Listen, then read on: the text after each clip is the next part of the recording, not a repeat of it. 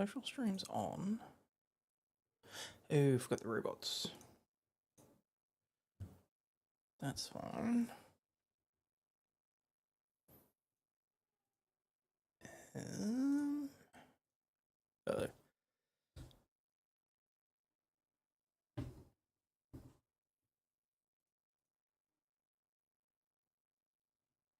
Oh, my nose. Okay. Closed captions are off. Stream latency is normal. I really wanted to change that because that's part of the problem with the...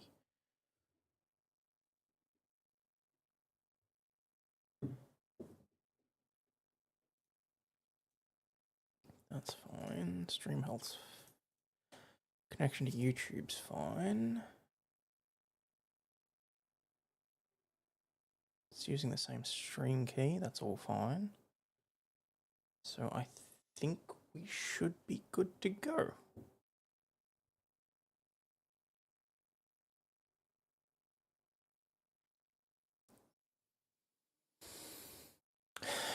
Now I just got to work out what I'm going to talk about. Oh, I should reset the things too. Alright, so that's fine. That's the effort thing, that's fine. Trial stream's working.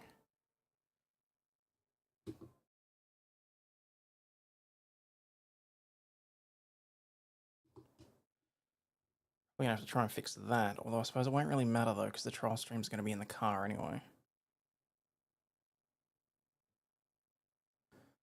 So I think that'll be okay.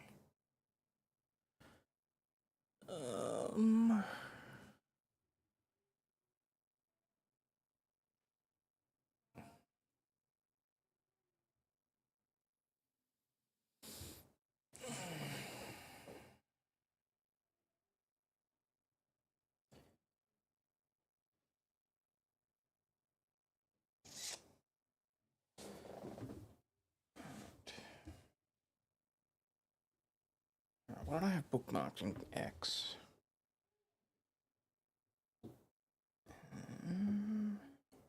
Bookmarks.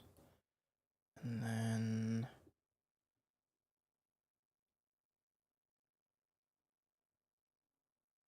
Why is that?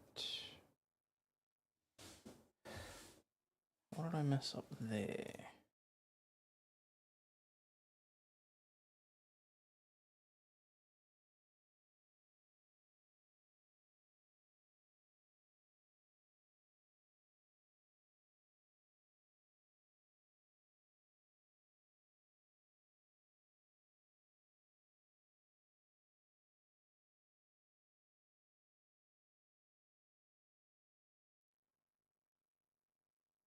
Main camera, road camera.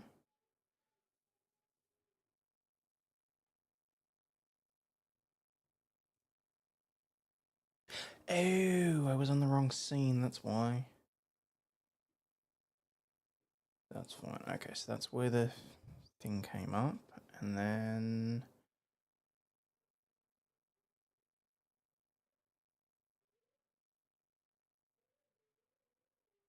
Oh, shit.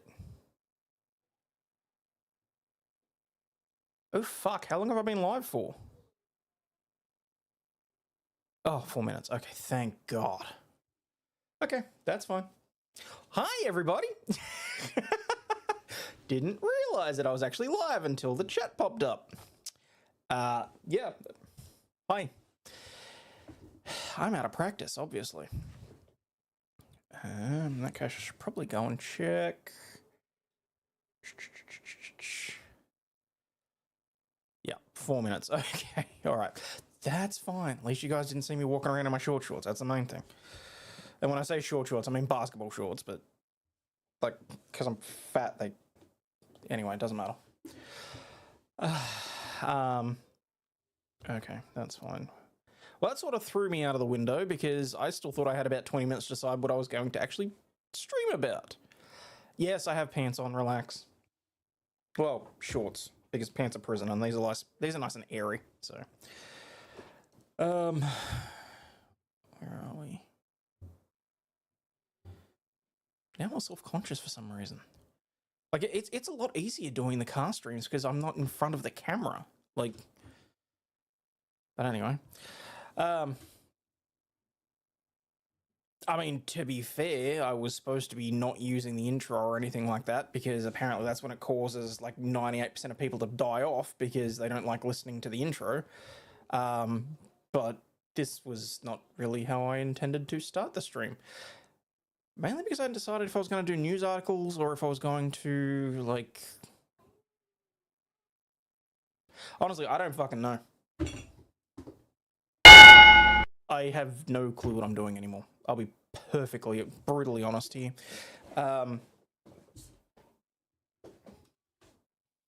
Hey, Gigi. Damn, it's hot.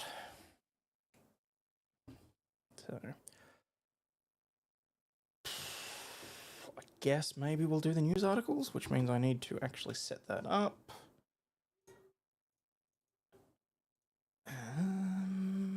What do I want to do there? I want to move YouTube Studios over there.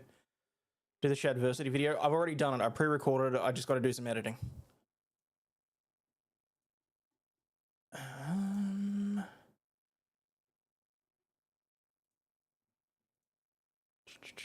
That is that one there, and I need...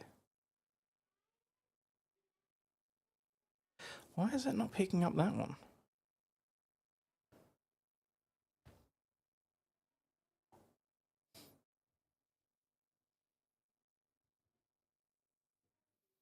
New game as played today was good. Oh, what was it?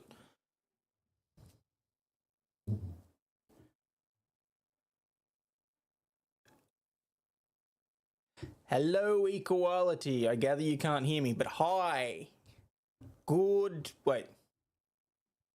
luck for your... I don't fucking know. Someone write it in chat that I said good luck. Still working, just pop by to say hi. Yeah, no worries, mate. Cheers. Appreciate you doing that. What do I want? I want the Guardian. Why is that not... No, I don't want myself live streaming. I want the Guardian. Legal and ethical nightmare. There it is. Okay.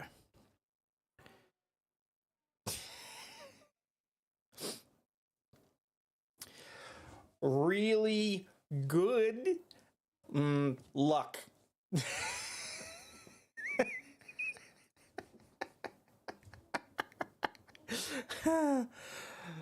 Yeah, no, it's been a while, Gigi. But mind you, I've been fuck, I don't know. I legit have no idea what the fuck I'm doing with this shit anymore. I really don't. Like, the whole... It's thrown me for an absolute loop, because for a while there, this was a... Not gonna lie, for a while there, it was a supplementary income, which was doing quite a bit for me, which I'm very much appreciated for each and every one of you that are watching this, and that decide to give super chats or memberships and all that sort of stuff, which, thank you. But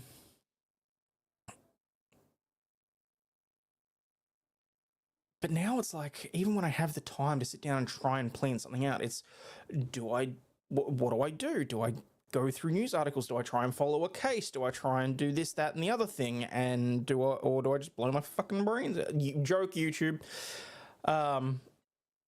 So, anyway, let's look at some of the shit that's going on around the world, though, shall we?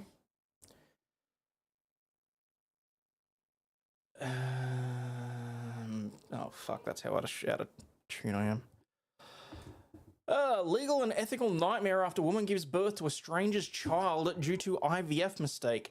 This is batshit fucking crazy. This poor woman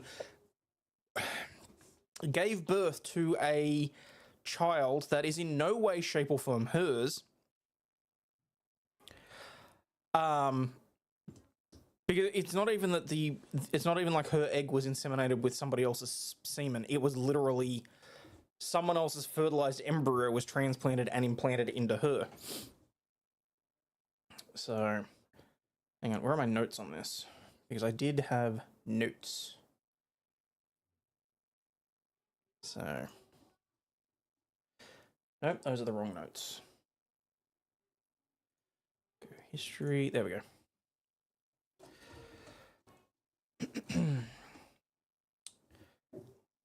Okay. The future of a child whose birth mother was mistakenly given a stranger's embryo is a legal and ethical nightmare without precedent in Australian law, experts say. Yeah, no shit. You're going to call it a nightmare? It's kind of like calling a bushfire in a backyard a Barbie gone wrong. Like, what the hell? Monash IVF's gone and stuffed up so badly, it's like they've handed out the wrong baby to Bunnings sausage sizzle. This isn't just a whoopsie. Whoopsie! It's a legal and ethical shitstorm that's going to have some lawyers salivating like dingoes at a butcher's shop. Yes, this is an Aussie case. So this happened at Monash IVF up in Brisbane last year, but it's sort of just making its way through the court system. Where are we? Monash IVF, which operates across Australia, has apologised after a patient at one of its Brisbane clinics had an embryo incorrectly transferred to her, meaning she unwittingly gave birth to another woman's child. An apology's kind of rich. Yeah, sorry, we swapped your kid like it's a trading card at recess, but, you know, it's human error, so... That's not really an error, it's a cock-up of sort of galactic proportions. You'd think a mob handling... Oh, no shit. You be you, I enjoy when I see the notification you're streaming. Wait, why did that not even... Oh, of course, because YouTube's quota has been exceeded. Okay, so we don't have any... I'll have to manually do the audio. Frozen toy. $20. You be you. I enjoy when I see the notification you're streaming. Appreciate it, thank you. To be honest, my niece tried so hard to get pregnant she would have loved the child like her own. I don't doubt that, and I genuinely believe that in this case the woman does love that child like her own. It's the problem is the legal shitstorm around the fact that she has no legal right to this child that she's been raising for the last, what, 6-8 months. Shit's gonna go sideways, let's put it that way.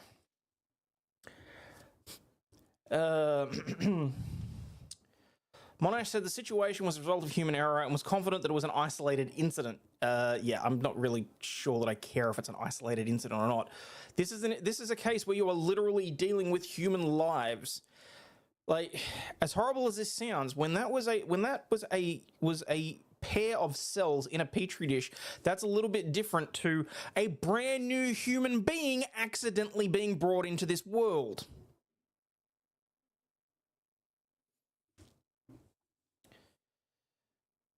Isolate. Oh, if they're only finding out because Queensland's got disclosure laws, who's to say this hasn't happened in Toowoomba or Timbuktu? Well, that's a good point. Shine Lawyers Queensland medical negligent practice leader Francis Bertram said determining the child's parent was a matter for the family law. Yeah, no shit. Law's clear as mud here. Birth parents get a nod under Section 60H of the Family Law Act, but if the genetic parents rock up wanting custody, it's like picking a winner in a two-horse race where both horses are pissed. Good luck to the judge who's got to untangle that lot. Oh, is it doing the damn microphone thing? Hang on. Microphone back up to 100%. Sorry about that. All right. It leads to all sort of custody questions, as well as once you start looking at who then are the parents and whether the child is to be raised by the biological parents or by the parents who carried and gave birth to the child, Bertram said. It just becomes a nightmare. A nightmare is kind of putting it mildly, in my opinion. There's like waking up to find your house is on fire and the fire is on strike. You've got two sets of parents, both with competing claims to this child, and the kid's caught in the middle like a meat pie at a vegan barbecue. I use barbecue way too much as analogies in these things. The family court's going to need a bloody crystal ball to figure out what's in the best interest of the child under Section 60cc of the Family Law Act.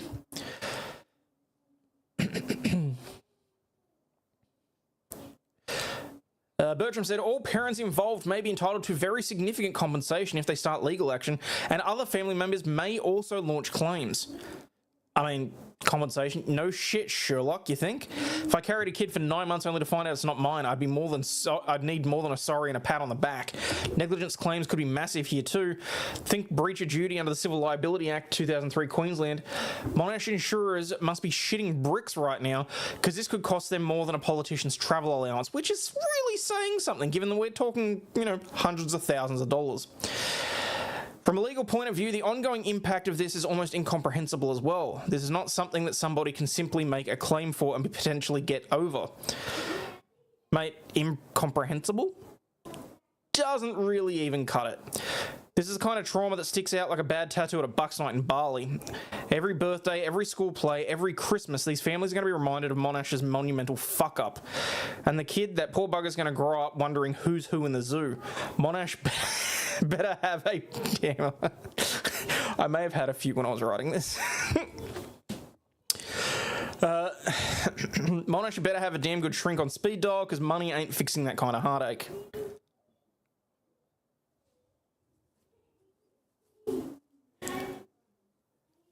Your opinion is the child's already bonded to the birth mother, and yes, my microphone does pick up the inhales, but as I've realised even just watching the regular news, don't care. I do not have time or whatever to care.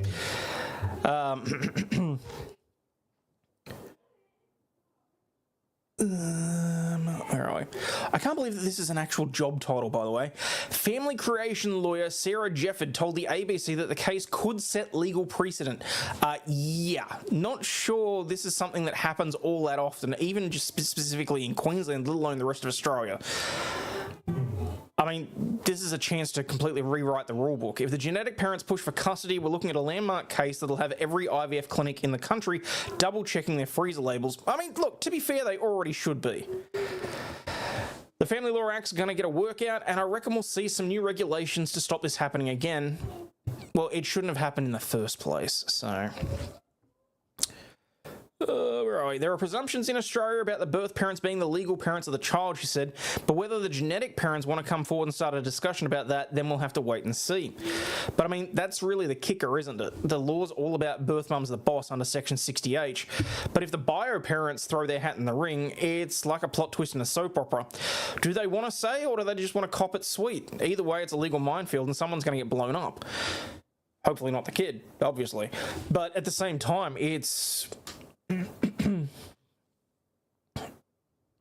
yeah, Section 60H is very specific about the birth mother having all kinds of rights to the point where, the birth father can get strung up by the nuts. But, I mean, he doesn't even have a say in this because she only really has legal precedence in this instance because the child came out of her. He's not in the picture because he is not genetically attached to that child. This is insanity. Dr. Hugh Breakey, a senior research fellow in moral philosophy and the deputy director of the Griffith University of Ethics, Governance and Law, said the situation amounted to an incredible ethical tangle. Jesus Christ. You got two families with their fair income claims and no way to make everyone happy without someone getting shafted. It's like trying to split a meat pie three ways, someone's only getting crumbs. The kid's the one that matters, but good luck to anyone trying to agree what's best. It will wind up being a parental decision, and we can only hope that it's done in a really considered and reflective way. Dude, these parents are going to be under more pressure than a politician at a royal commission. If they think they can sort that out without lawyers circling like sharks, I will eat my hat. It's one of those cases where we have two competing claims that are on both are on the face legitimate, but both cannot be realised. Sometimes we have to rise above and say it's not about what we're owed, it's about what the child is owed, and we have to do the best thing for them.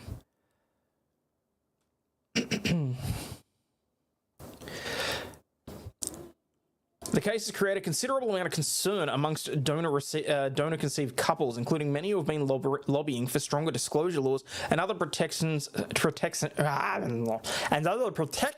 a national register. Conceived folks are already jumping at the shadows, wondering if there's paperwork is legit. A national register probably would be appropriate. Something to stop clinics playing mix and match with embryos like it's a Tupperware party gone wrong. Queensland's disclosure laws caught this one, but what about the rest of the country? In 2024, Monash IVF reached a $56 million settlement with more than 700 former patients after embryos were destroyed due to allegedly faulty genetic testing. The class action claimed about 35% of the embryos found to be abnormal were in fact normal. Wait, if I knew something was missing. Hang on.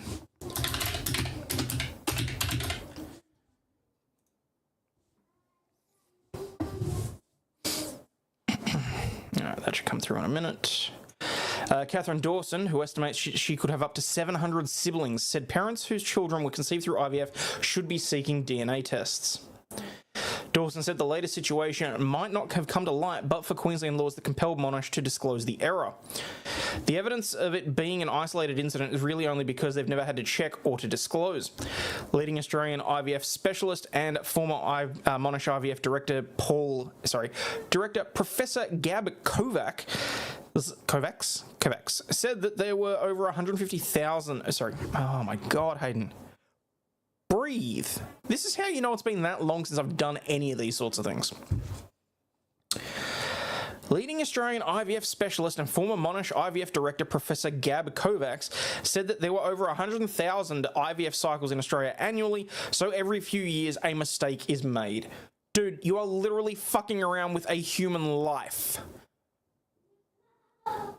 There should not be a single instance of a mistake being made.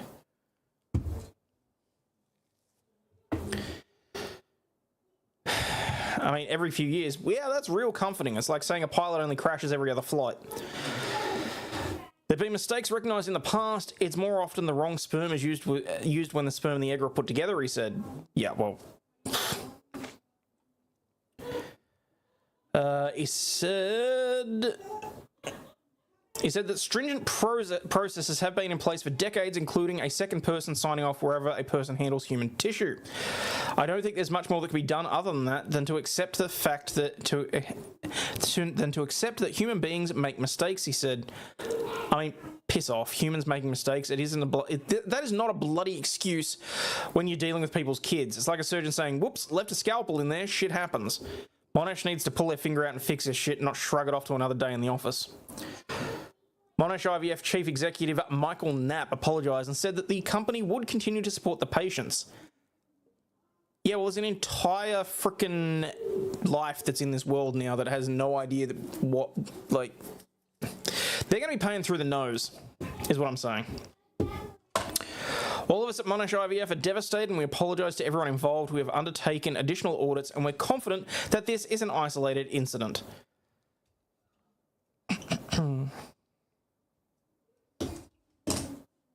Feel sorry for the parents and the money for the money that they pay for IVF. There is no excuse. Absolutely not. There is no excuse for that. Excuse me. Huh. That's taking me to ES camera, not to main camera. That's the problem there. I've got the wrong one on the button. That explains a bit. Brain surgeons, pilots, and in vitro doctors don't get a mulligan. Yep. So...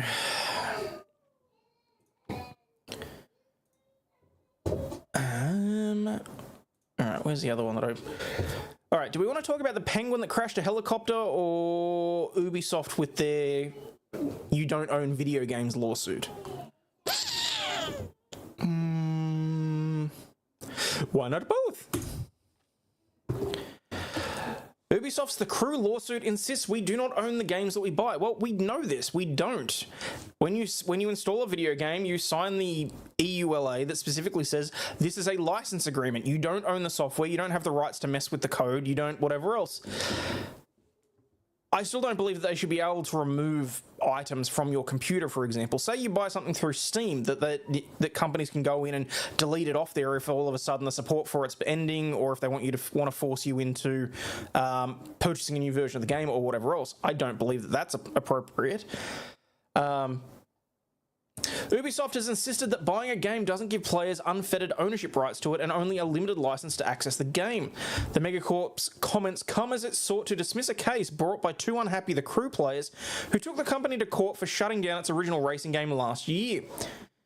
2014's The Crew is no longer playable. No version of the game, whether it's physical or digital, or even if it's owned already, can be bought and played in any capacity, with servers going dark completely at the end of March 2024.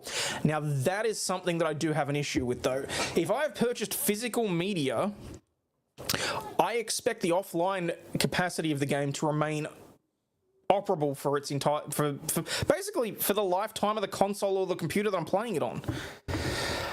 I mean, if it's an online only game, you know what you're getting into when you buy it.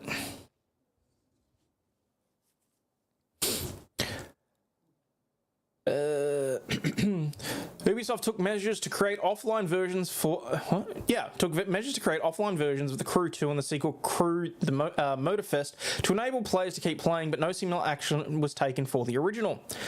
At the end of the last year, 2 gamers took Ubisoft to court, stating that they had been under the impression that they were paying to own and possess the video game The Crew instead of paying for a limited license to use The Crew.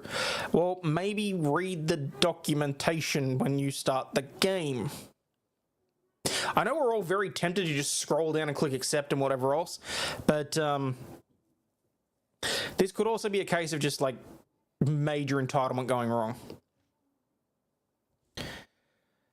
Imagine you buy a pinball machine and years later you enter your den to go play it, only to discover that all of the paddles are missing, the pinball and the bumpers are gone, and the monitor that proudly displayed your unassailable high score is removed, the initial lawsuit read.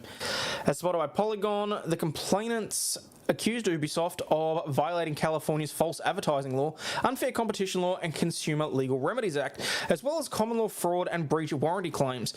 They also suggest Ubisoft broke California's state law around gift cards, which are not allowed to expire. Did The Crew have in-game microtransactions and that sort of thing? An in-game credit that you could use to purchase, say, a digital currency within the game? They may have something there. The game has also provided images that depict the activation code for the racer, clearly showing that it does not expire until 2099, which they believe implies that The Crew would remain playable during this time and long thereafter. Perhaps unsurprisingly, Ubisoft does not agree. The plaintiffs allege that they purchased physical copies of The Crew under the belief that they were obtaining unfettered access to the game in perpetuity. Plaintiffs also take issue with the fact that Ubisoft did not offer to create an offline single-player option for the game, otherwise known as a patch, when it shut down the Crew's servers in March of 2024. The essence of the plaintiff's complaint is that Ubisoft allegedly misled purchasers of its video game The Crew into believing that they were purchasing unfettered ownership rights in the game rather than a limited license to access the game. Well, that's just not true. But the reality is that consumers received the benefit of their bargain and were explicitly notified at the time of purchase that they were purchasing a license. The response further adds that Xbox and PlayStation packaging contain a clear and conspicuous notice in capital letters that Ubisoft may cancel access to one or more specific online features upon 30 days prior notice. Ubisoft has now filed a motion to dismiss the case. If that fails, the lawsuit does proceed, the 2 plaintiffs have demanded a jury trial. Storefronts, including Steam, now include an upfront warning to customers that they are buying a license and not a game. The change to Steam came after California Governor Gavin Newsom signed a law forcing digital marketplaces to make it clear to customers that when they buy media, they buy only a license to that media. It's worth noting that the new law doesn't prevent companies from yanking your content away from you, but at least that they'll have to warn you about the true nature of your purchase before you click the buy button. Where's the...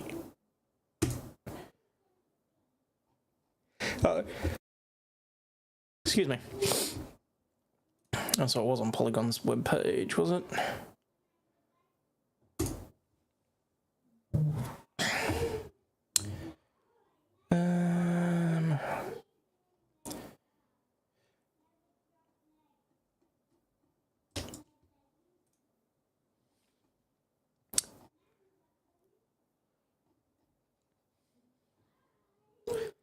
Imagine you buy a pinball machine and years later you enter your den to play it, only to discover that all the paddles are missing, the pinball and bumpers are gone, and the monitor that proudly displayed your unassailable high score is removed. Turns out the pinball machine manufacturer decided to come into your home, gut the insides of the pinball machine, and remove your ability to play the game that you bought and thought you owned. Even though you paid full price to receive this game, you never knew the manufacturer could come in one day and, without your control, leave you with a skeleton of what you thought you paid for. This is exactly what happened to thousands of Ubisoft customers, according to the plaintiffs Castle and Lou, blue. When on March 31, 2024, the defendants decided to shut down the servers for their game, The Crew, being the product or the game. Okay.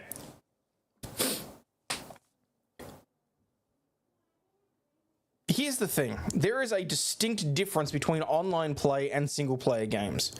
That is one of the reasons why I personally pushed back so hard against constantly online single-player games.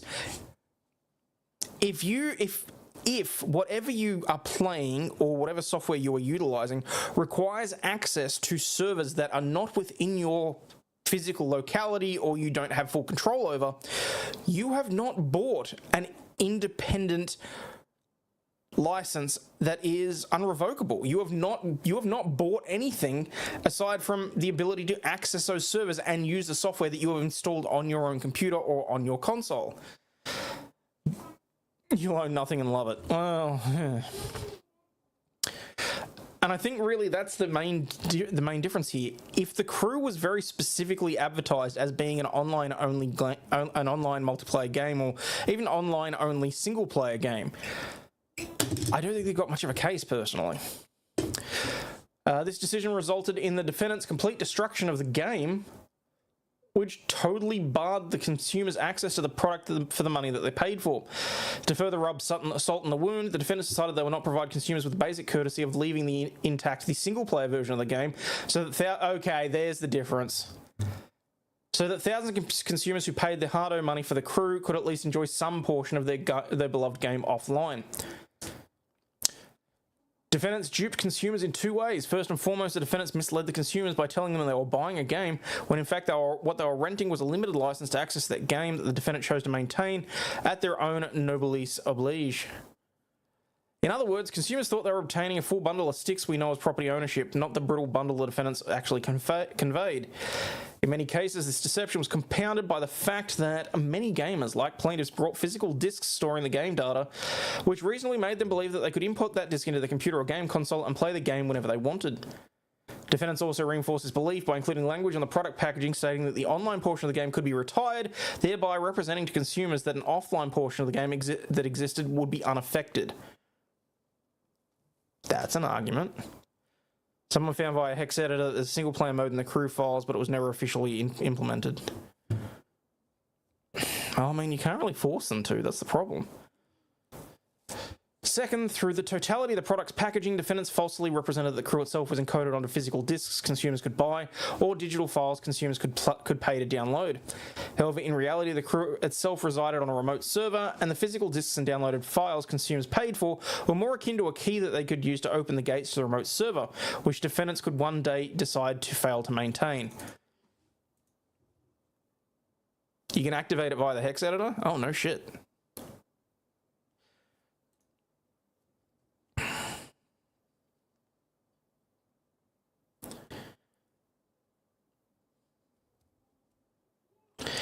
See, now to me this is coming down to what I said before. It will depend exactly how this was advertised. Was it advertised as a online only single player system? Because it's different to say opening your... Because what they're describing The Crew as being is effectively the same as, say, you opening your banking app on your phone. You have the application to be able to access the data that is stored elsewhere and utilize it and whatnot. But what the hell was on the game discs then? If the entire if was the application to access the data that wow, okay. I've not had enough caffeine for this.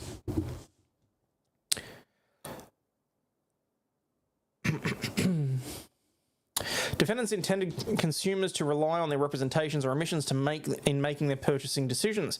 Through their conduct, defendants have violated the California state consumer protection laws. Had the plaintiffs and all other similarly situated consumers known the truth of what they were receiving when they paid for this physical copy of The Crew, they would have paid substantially less for the product or would not have purchased it at all. Accordingly, the plaintiffs bring their claims against the defendant individually and on behalf of the class of all others for violation of consumer legal rights, violation of California's unfair competition law, violation of the false advertising law, fraud, fraudulent inducement, fraudulent misrepresentation, breach of express warranty, and breach of implied warranty. It would have been an installer program. Yeah, no, that's what I'm saying, but it's more... How much of the program itself actually is installed onto your computer is the other question in my mind. That's parties, jurisdiction. Okay. I'm not going to read through all of this. The Crew, an arcade action social racing game released in 2014, gives users an opportunity to drive anywhere in an idealized shrunken version of the continuous United States. The Crew features a 20-hour campaign that allows players to engage in missions alone, with friends, or with random co-op players.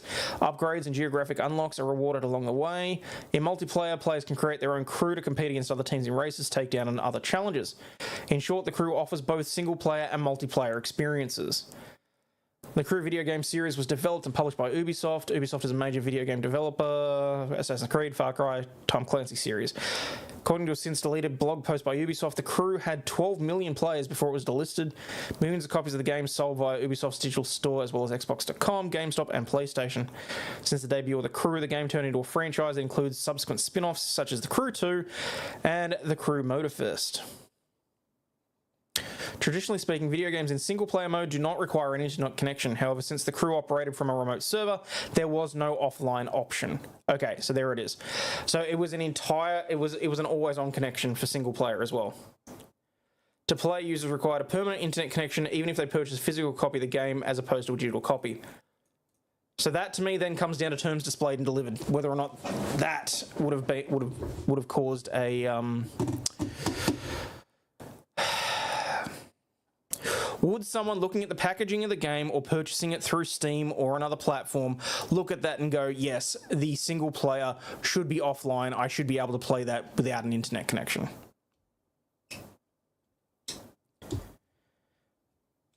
Once fully installed, the program and the client sort of interface with the server, client-side data would be things that don't change, so don't need to be revalidated regularly. Okay. The Crew worked off a dedicated game server. Dedicated game server provided exclusive resources for hosting a single game, which means that all servers' CPU, memory, and bandwidth are allocated to the game alone. The exclusive allocation eliminates the competition for resources that leads to lag and performance issues. The benefits of dedicated gaming servers include stability, reliability, and security. They're helpful for real-time strategy games like The Crew. On December 14, 2023, they announced that they would shut down the servers on March 31, 2024, meaning that after that date, consumers would lose all access to the game on all platforms. So it happened on March 31, 2024. The result of the shutdown was a complete destruction of the game and the player's ability to access and play the game together with both multiplayer and single-player options. Ubisoft's act caused an uproar amongst its consumers. One of the main frustrations they had with the shutdown was that they did not provide a preserved offline single-player option for the game, otherwise known as a patch. Consumers felt a patch was warranted, especially since it was possible to play the Crew alone from the beginning to the end of the computer, against the computer without ever engaging in the multiplayer. Oh my god. Hell! The entire prologue of the Crew couldn't be done in multiplayer. That's funny. It is common practice for game developers to create and provide patches for games to its consumers once they decide to shut down a game server. Ubisoft's competitors have done so for years. For example, Polyphony Digital shut down its online service for its 2017 game Gran Turismo Sport. Like The Crew, it was a fully online game with both multiplayer and single-player options. However, unlike Ubisoft, Sony did create a patch for its game, meaning consumers could still play the single-player option of the game offline. Further examples of server shutdowns where the developer created patches include Knockout City, Mega Man X Dive, Scrolls, Caller's Bane, Duelist by Bandai Namco. Even Ubisoft has previously shut down online servers for old games while preserving offline features for games, such as the case with Assassin's Creed 2, Assassin's Creed 3, and more. But with The Crew, Ubisoft only provided a limited remedy for consumers: a refund for those who had recently purchased the game. This remedy was offered despite the fact that The Crew was released almost a decade ago, and consumers purchased the game years ago, and many consumers do not qualify to obtain a refund.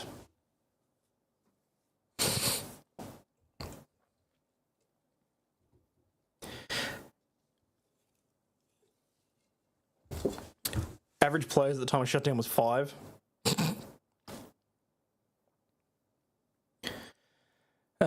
Ubisoft shut down The Crew stirred outrage amongst the gaming community. The Crew fans and gamers in general took to the internet to express their criticism and frustration about the decision. Oh my god, they're citing Reddit, for God's sakes. I'll always fight for digital media. I love the advantages it gives to users all around the world, but we need protection on the national and European level. When we purchase something, we need to have lifetime access to it no matter what. In an ideal world, revoking a license like this should entitle the buyer to a refund. I'm not sure why they're even bothering with this. Because oh my god.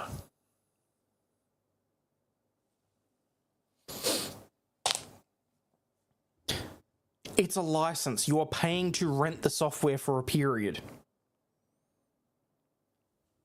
It's really freaking straightforward. Just saying.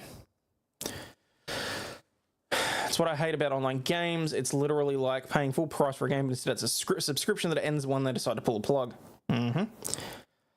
Aside from consumers expressing their frustrations online, they have also taken to supporting worldwide campaigns to effectuate a change in the practice of shutting down games without servers, shutting down game servers without option to preserve the game for offline play.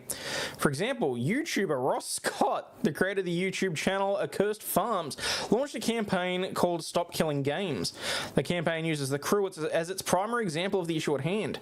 The Stop Killing Games campaign provides consumers with education of the issue of the video game server shutdown, possible solutions such as game patches and mechanisms for consumers to take action. Namely, the website provides users with a link to the European Union initiative called the European Citizens Initiative. This initiative is a call to require publishers that sell or license video games to consumers in the European Union to leave said video games in a functionable, playable state.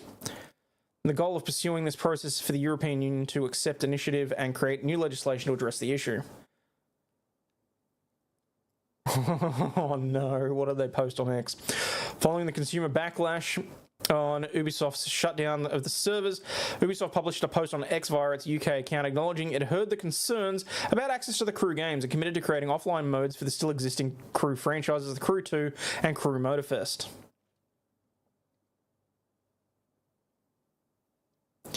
Final Fantasy XI, a 23-year-old game, still has private servers. There are the examples of fans taking over log-dead MMOs and running private servers via reverse engineering, such as the Star Wars Galaxy private services or Warhammer Online.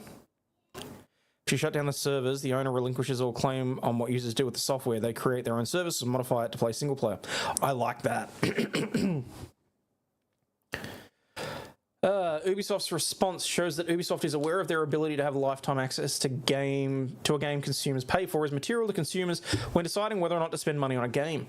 It also shows that Ubisoft has a capability to accommodate for shutdown of servers by creating a permanent offline option for consumers to enjoy indefinitely. While the announcement was an attempt to appease angry plebeians, it still failed to make consumers for the Crew whole. It did not remedy the harm done since the Crew, the game, was already shut down and was not preserved by Ubisoft, only subsequent Crew games. What about Crew 1? Motherfuckers, the Crew 1 looks way better than the Crew 2. Crew 1 just dead then. No, don't act like bringing back Crew 1 and activating the online patch that's already in the game files, just needs activation, isn't something possible anymore. If you all really heard us, you would be supporting the offline patches for the first one since the get-go.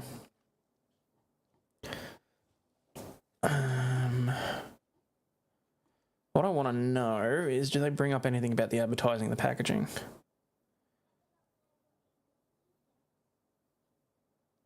Making the argument that they owned the game is doomed to fail. It just is from the get-go. That's not how licensing for software works.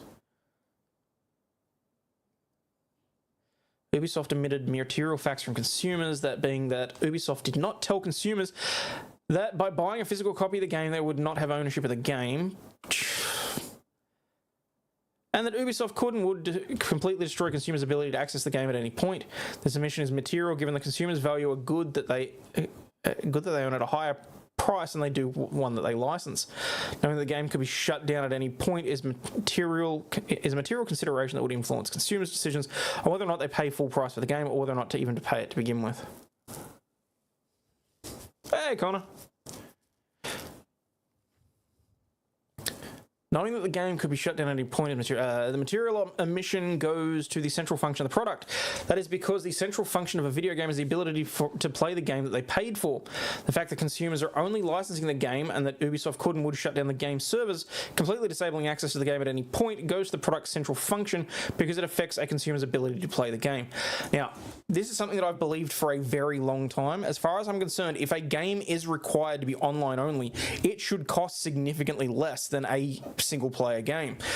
The very fact that it needs to, for example, take up significantly more space on your hard drive, the fact that it, I don't know, it requires a inconvenience, shall we say. Like when the Xbox One first came out, I was still in uni. Where I was living, we did not have a stable internet connection. When they originally said that the Xbox One was going to require an entirely online connection or for it to be reconnected to the internet every 30 days, I lost my shit. I was ready to throw in and say, nah, you know what? I'm not touching Xbox anymore. I mean, I think we can all say safely that that hasn't happened. But $120 for GTA 6? Jesus. Like I said, through the hex editor, people found the single player options on the main menu, so it's not like it's not possible for the crew to be easily altered with a single player mode. And bandwidth costs, that's true. And yeah, I mean, like even like this guy in this tweet up here said, they already know that the files are there, they just need activation. So defendant's conduct makes it clear that there is no offline portion of the game and the entire game would be retired at their sole discretion. Specifically, by selling a physical copy of the game, they represented to consumers that were purchasing a copy of the game and therefore would be obtain the full bundle of traditional ownership rights over that copy of the game, instead of a license to use the game.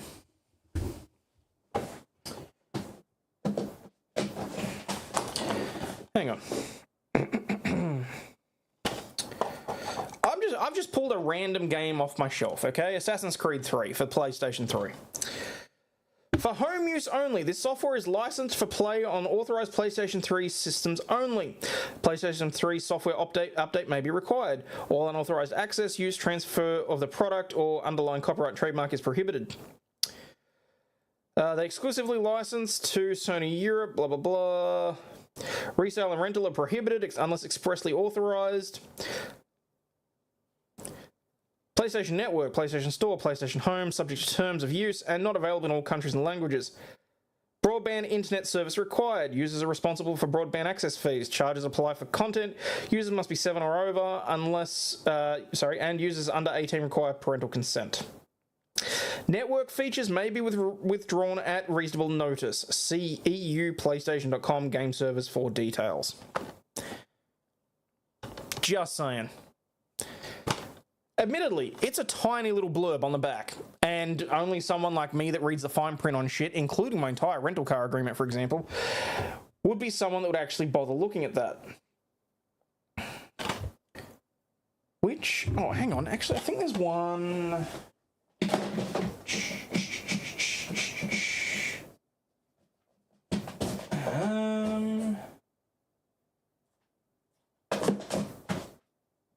Oh shit, I can't remember, it doesn't matter. Hey, been there, done that. People want GTA 6 for $100, and that's probably optimistic. They really want 120. Are they going to keep pushing it, are they? That sucks.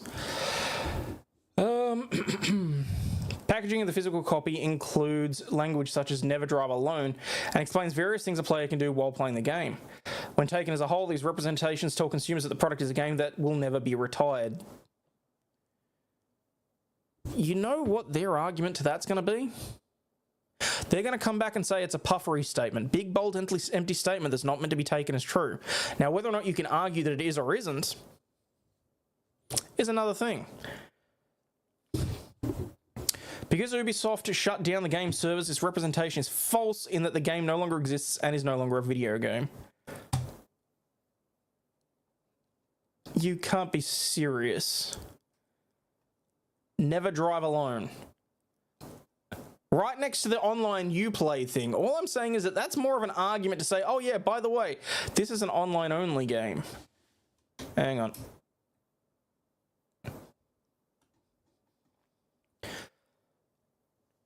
Dominate the roads with your 4-man crew, a true MMO driving experience.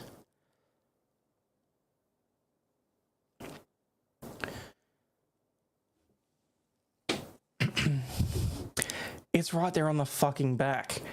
Xbox Live system requirements. Broadband internet. ISP fees may apply. Oh, hang on. Have I got a...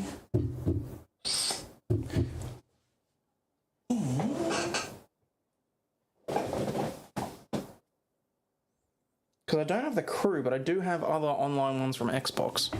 And I assume that they would copy and paste the... Oh, I know what I'll do. Hang on.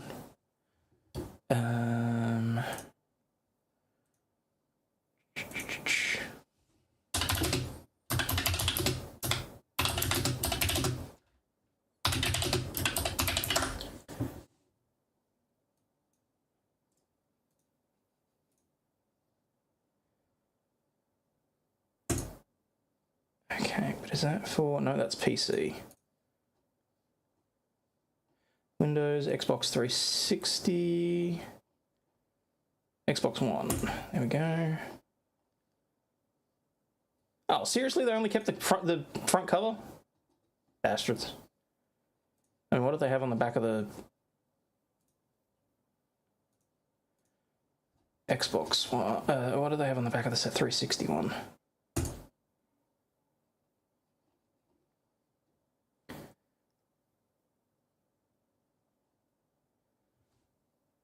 I'm presuming that they would have copied and pasted it between Xbox One and Xbox 360, so I'm just going to go with this so I can actually read. So we got Never Drive Alone, Team Up Compete Across. Hang on, is that more or less the same? No, it's not, but oh well. Only for use with their Xbox 360 entertainment. Xbox 360 requires 256 megabytes for system updates and additional storage for the game. Storage requirements, Xbox Live, online will player 1. Right there. Online only. So it's very specific.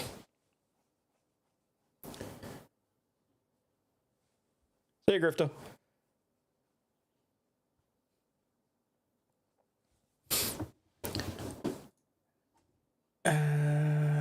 Okay.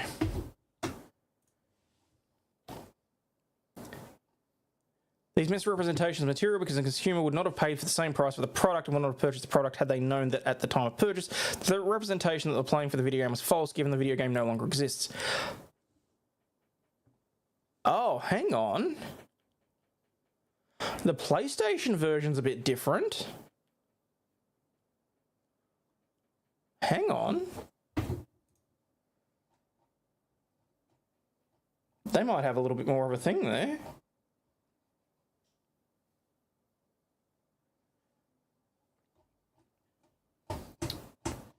We've got a close-up view of that I can look at that's a bit better.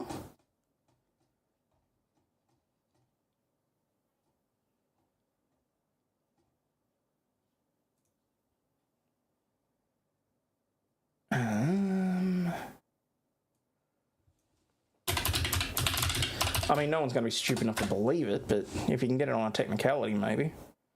The Crew Motor first. The Crew PS4, one of two.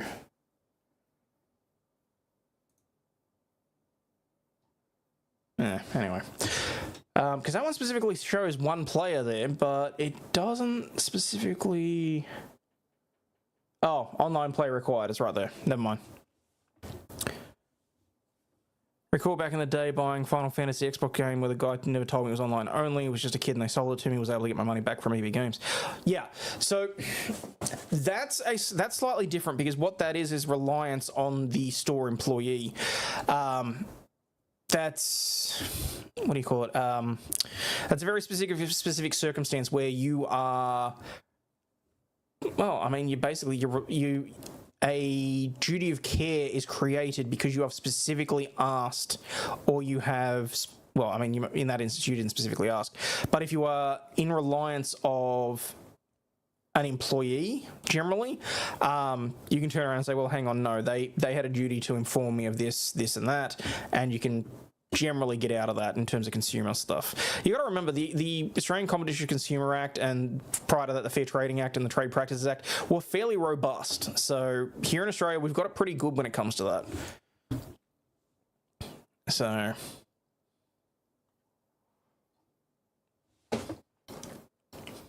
misrepresentation of the material because consumers would not have paid it. Same is true for the plaintiffs. Had the plaintiffs known the defendants omitted material facts and misrepresentations, they would not have purchased the game or otherwise would have paid less for it.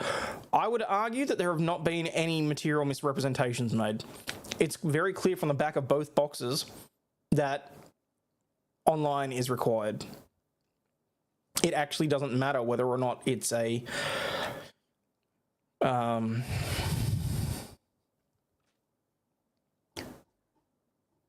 whether or not it's a license or you're purchasing the software, because it's very clear from the packaging. It had the online only sticker, and I was a kid, didn't even know what that was. Okay, well, there you go. Hello, Julia. Class action allegations. Alright. Not terribly fussed about what they're arguing, because I don't personally feel like they got much. I just want to know what the request for relief is for. Individually, on behalf of all of the others similarly situated, seeking judgment against the defendants for an order certifying the class, naming the plaintiffs as representatives of the class and the California subclass, blah, blah, blah. For an order declaring the defendant's conduct violates the statutes referenced herein. For an order finding in favour of the plaintiffs, the class, and the California subclass on all counts asserted herein.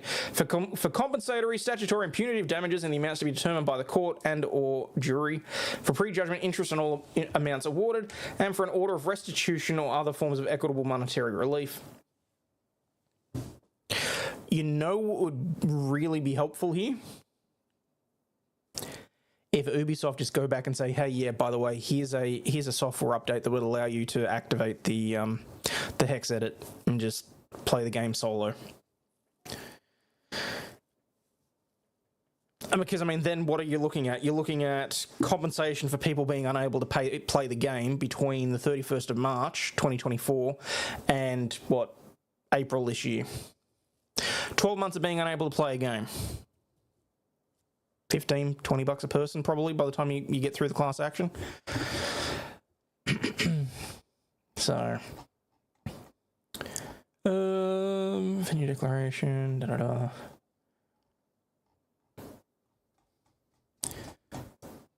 So, I mean, that one could be interesting. I'll keep an ear out for that, because that's, personally, I don't think they've got a hope in hell, but I will be interested to see what the arguments are. So, all right, let's talk about the Penguin. Penguin crashes helicopter, bizarre incident after bird nudges the controls. A helicopter in South Africa crashed after a penguin has nudged the controls. The penguin was inside a cardboard box which slipped off the lap of a researcher after the helicopter set off from Bird Island in the Eastern Cape province on January 19. The penguin box hit the aircraft's pitch lever, causing it to tilt violently to the right before the rotor blades smashed into the ground. The South African authorities have released a report stating the crash was caused by the penguin.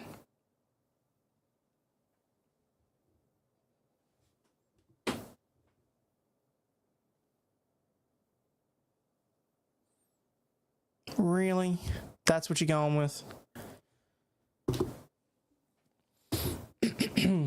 According to the April 8 report, the purpose of the flight was to assist a researcher in conducting a survey. After completing the survey, the helicopter landed safely on the island, where the researcher requested that the penguin be transported back to the airport. The pilot of the Robinson R-44 Raven agreed, and that was a Raven, that's funny. And the penguin was placed in a cardboard box for the return trip. Although a risk assessment was carried out before departure, the pilot did not account for the safe and stable transport of the penguin.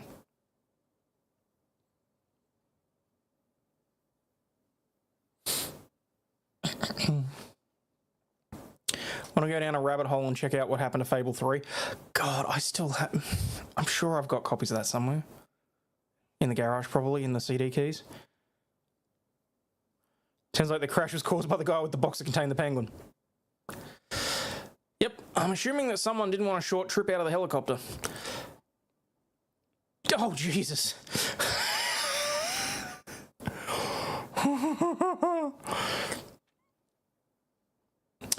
Instead of securing it in a crate, the penguin was placed in a simple cardboard box that sat on the researcher's lap. The South African Civil Aviation Authority said the passenger seated to the left front seat placed the cardboard box containing the penguin on his lap and secured it with his hands. The pilot reported that before lifting off, he conducted an inspection of the helicopter and no abnormalities were found. However, once the pilot started the engine and took off to about 50 feet from the ground, the cardboard box slid off the right onto the pilot's silic pitch control control lever. It resulted in a sudden and violent pitch to the right. The aircraft's rotors struck the ground and the helicopter crashed. 50 feet in the air. So 5 stories in the air. Penguin on... Something's not adding up to me.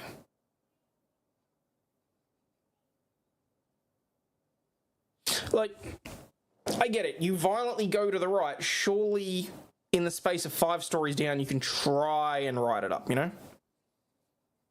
Yeah, the guy didn't hold the box, not the penguin. Yeah. The report said the helicopter was seriously damaged, but luckily none of the people on board were injured, as well as the penguin surviving unharmed. The 35-year-old pilot, who was not named, obtained his license in 2021, had over 1,650 hours of flight time, according to the report. The report recommended that they undergo training on the correct way to follow safety procedures. Penguins are not meant to fly. Oh, that's not bad.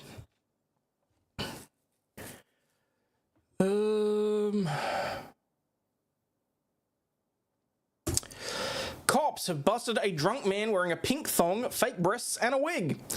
A drunk man wearing a pink wig, fake breasts, and a pink thong was arrested Friday evening for causing a disturbance outside a chain restaurant where concerned diners had their eaten good in the neighborhood disrupted. What? Had their eaten good in the neighborhood disrupted. Okay. Cops say that Daniel Sorello, 49, was so intoxicated that he was unable to provide for his own safety and well-being, and was stumbling around in the Applebee's car park in Clearwater, Florida. The extremely disorientated Sorello tried to enter a vehicle that did not belong to him, cops reported. When questioned by deputies, he was unable to answer basic questions such as where he was, where he came from, and what state he was in. The arrest report does not offer further details about the clothing. Sorello was arrested for disorderly intoxication and booked into the county jail where he was where he changed into an orange outfit. Following a night in jail, he was freed from custody Saturday after pleading to a misdemeanor charge. He was ordered to pay a total of $570 in fines and court costs. Jail records list his home address as an apartment complex near the Applebee's.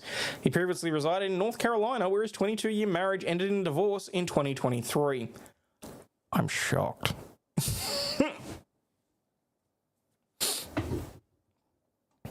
What's that? Oh, come on. Are you serious right now? 45-year-old man committed battery after being denied a free refill at a kid's lemonade stand. Classy.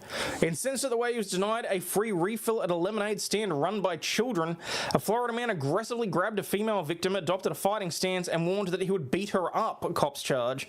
Investigators say that Stephen Cusmano, 45, was walking in a Clearwater neighborhood at around 7:30 p.m. on Tuesday when he observed a lemonade stand being run by several juveniles and the victim. Cusmano purchased one glass of lemonade, then became angry when he was not allowed to refill his cup, according to the criminal complaint. Cosmano then allegedly grabbed the victim by the wrist aggressively while standing in a fighting stance, telling her that he would beat her up. Cosmano left the residential area on foot, but was quickly apprehended by an officer. During questioning, he admitted to the entire sequence of events, but claimed that he grabbed the victim due to her talking shit to him. Yeah, that ain't gonna fly either, buddy. The complaint does not list the age of the victim. I'm guessing she wasn't that old, though. I mean, she was probably looking after the kids, really. Ozbot's dead for the night. The Google quota has already been filled, apparently. It's supposed to reset at midnight US time each night, but I don't know.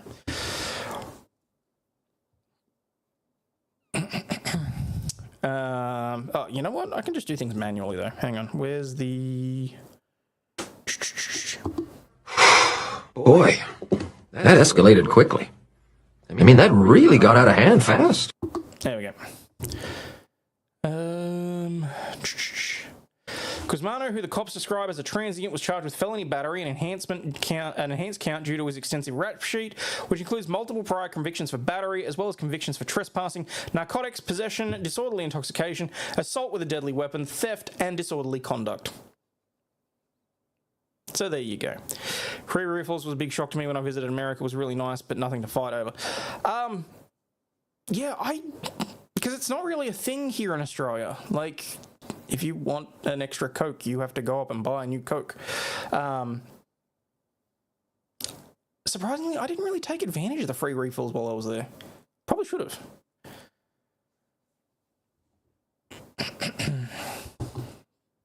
So, whew.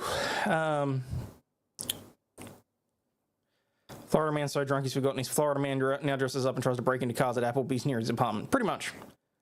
It's 11 p.m. here on the West Coast. That could explain why Ozbot's not working. As soon as it kicks up a stink and starts working on its own, I will let you know. But in the meantime, I'm more than happy just to hit the buttons.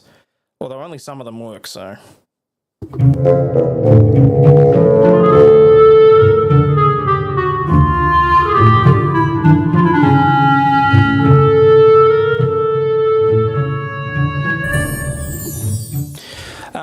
The other thing is as well,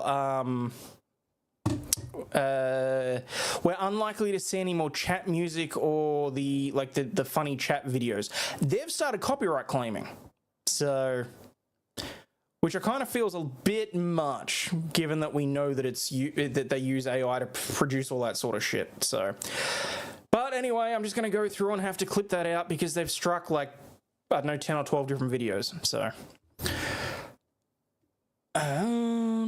where are we? Actually, you know what? I want to do this one in... Shit, where's it gone? Solid video, no. What did I call it? Video recording? Oh, video recording. There we go. Uh-oh, McGriddle. Sorry, McGriddle. Man fearing break-in says that 911 dispatcher was ordering McDonald's breakfast during a trespassing call. What are they claiming? The use of the songs, basically, of the comments and all that sort of stuff that are listed under the videos that they turn into songs. So, think you need lawyer cat? Man fearing break-ins says 911 was dispatcher was ordering McDonald's breakfast during a trespassing call. A Georgian man was trying to report a possible break-in in his home and called 911, but the dispatcher who took the call was apparently distracted by a McDonald's order at the time. Local CBS affiliate WTOC recently conducted an investigation into possible issues at the 911 call center in Georgia's Chatham County. According to the report, thousands of calls ended up being abandoned by the callers every month due to lack of responsiveness by dispatchers. Excuse me, but in this case, one caller the dispatcher picked up while she was seemingly dividing her attention between a frightened citizen and her breakfast order, as you do. Dylan Johnson spoke to WTOC about the investigation and shared his experience on with the 911 dispatcher in question. He made his call on February 14, 2025, when his wife was home alone and she thought she heard someone trying to break into their home in Windsor Forest in Georgia. He told WTOC, "My wife called me while I was at work at about 9:30 and said someone was snooping around the house, knocking on the doors and banging on the windows and stuff. I was panicking. My wife was home alone with a 5-month-old daughter, and I was coming home not knowing what I was going to come home to." After calling the county's non-emergency line, he tried 911 3 times. When someone finally picked up to call for help, the dispatcher could be heard talking to other people and apparently placing a breakfast order, saying, McGriddle. She then turned back to Johnson and said, I'm sorry, what? Police responded to Johnson's home. Johnson told WTOC that by the time they got there, the alleged trespasser was gone and his family was shaken up but safe. WTOC spoke to Chatham County Chairman Chester Ellis. That's an unfortunate name. And asked him about the McGriddle call, to which he responded that should never happen, okay? You are ordering breakfast should be different from answering a call. The two should never intertwine. No shit, Sherlock. Ellis told WTOC that the incident was under review. Law and Crime reached out to Ellis for an update on the review, but did not get an immediate response. Shocked. Sounds about right for some 911 operators. I once woke up to SWAT blocking my driveway and officers all over the place. I called to ask what was up. They told me not to worry about it. Turns out there was an active shooter running around the neighborhood. That's classy. No, stop there. What can I do for you? Cuddle. Cuddle? No, you're still banned from streams.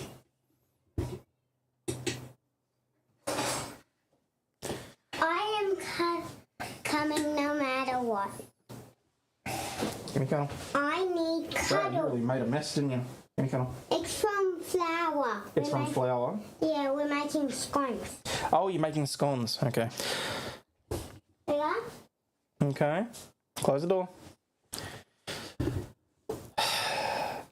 Oi!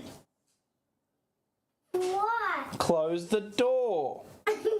Oh, not like that. You'll get your fingers caught. No, I won't. No, I won't.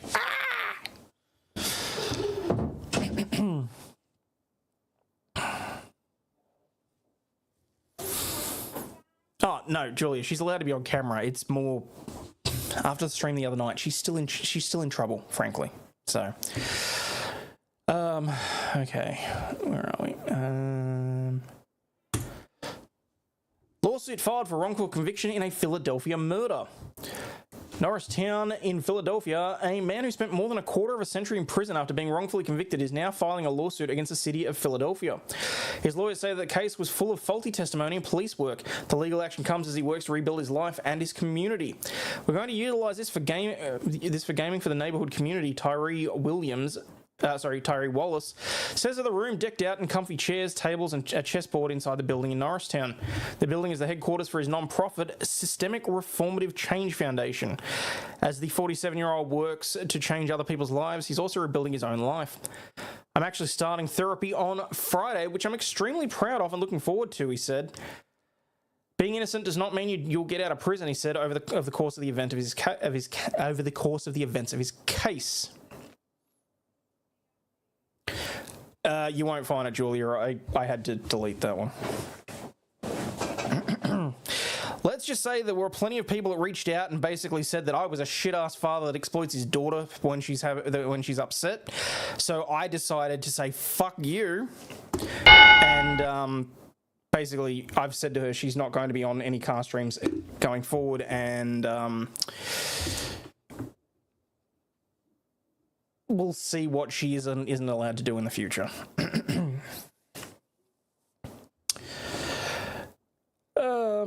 His attorneys announced Tuesday that they'd filed a lawsuit against the city of Philadelphia. 9 detectives with the police department are also named in the lawsuit. Wallace, a South Philadelphia native, was convicted in 1997 of robbery and murder in the city's Point Breeze section. It's unprecedented, said the attorney. There is no evidence whatsoever to convict this man. There was never any evidence. The only thing that they ever had was witnesses who were coerced and manipulated by bad detectives. All the witnesses have recanted their testimony. There have been years of pleas and protests for his release. Last year, he was released from prison when a judge vacated his second-degree felony murder conviction, but there was one condition. He had to plead guilty to a lesser charge of conspiracy to commit third-degree murder in order to gain his freedom. What the fuck? A judge telling me if you don't take this deal, you're going to die in jail, he recalled of his court appearance. The Philadelphia District Attorney's Office declined to comment to Action News on the case, citing pending litigation. The DA's office, though, confirms that Wallace's case was evaluated by its law division, which came up with the recommendation for the deal. Wallace's attorneys hope that their lawsuit will clear his name and spur systemic change. He represents so many young men who got lost in the system and were used as disposable in the system's process and progress. As his lawyers work in the courts, Wallace works in the streets doing things like community cleanups. What we're trying to do is impact this community to have them engaged, said Derek Johns, who works as a community outreach director for Systemic Reformative Change Foundation. Wallace is hoping to set things right after a wrongful conviction. I was not going to allow the system to break me, shake me, or define me, he said. Attorneys for Tyree Williams, why do I keep saying Williams? Tyree Wallace are seeking an unspecified amount of damages, but it will likely be in the millions of dollars. Well, see, that's the other one. There was one that I was looking at on X today, and it turned out that one of the county's only judges, or the county's only judge, at the time of being a prosecutor, buried exculpatory evidence and put a man away for murder. That's not great. Hang on, let me see if I can grab that one. I'm pretty sure I would have bookmarked that.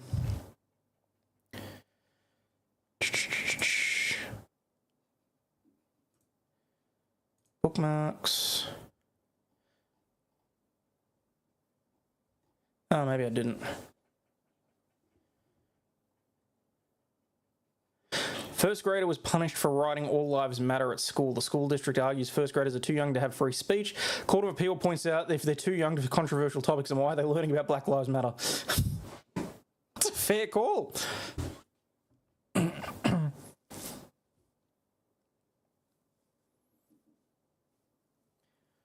Wallace like Christopher Wallace from the 100 Acre Woods. Yeah, no, Julie, I mean...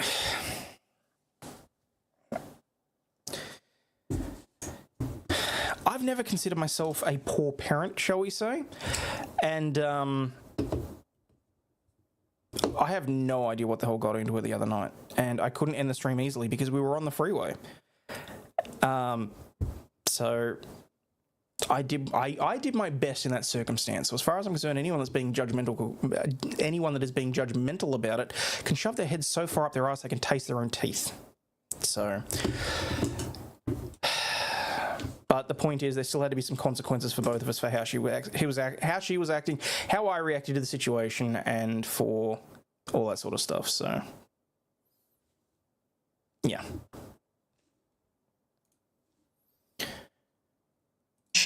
I do want to hear this though. We're not dealing with first graders who are engaged in discussions in the marketplace of ideas. First graders are supposed to be learning to tie their shoes. They're supposed to be learning. Maybe then you don't give a Black Lives Matter course to a first grader. Maybe you teach tying shoes. We're not dealing with. Damn. Well, Her Honor's not wrong. What the school was saying was the kids were young enough that they thought they could punish them for wrong thing. Apparently. That is inspiring. Hang on. Yes.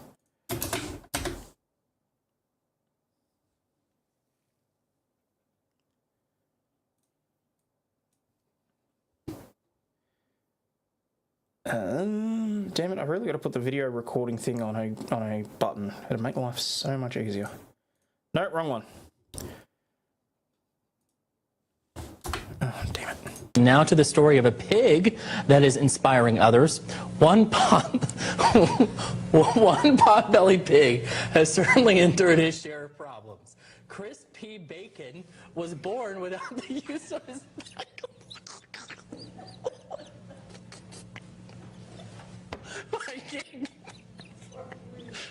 You have to read this story.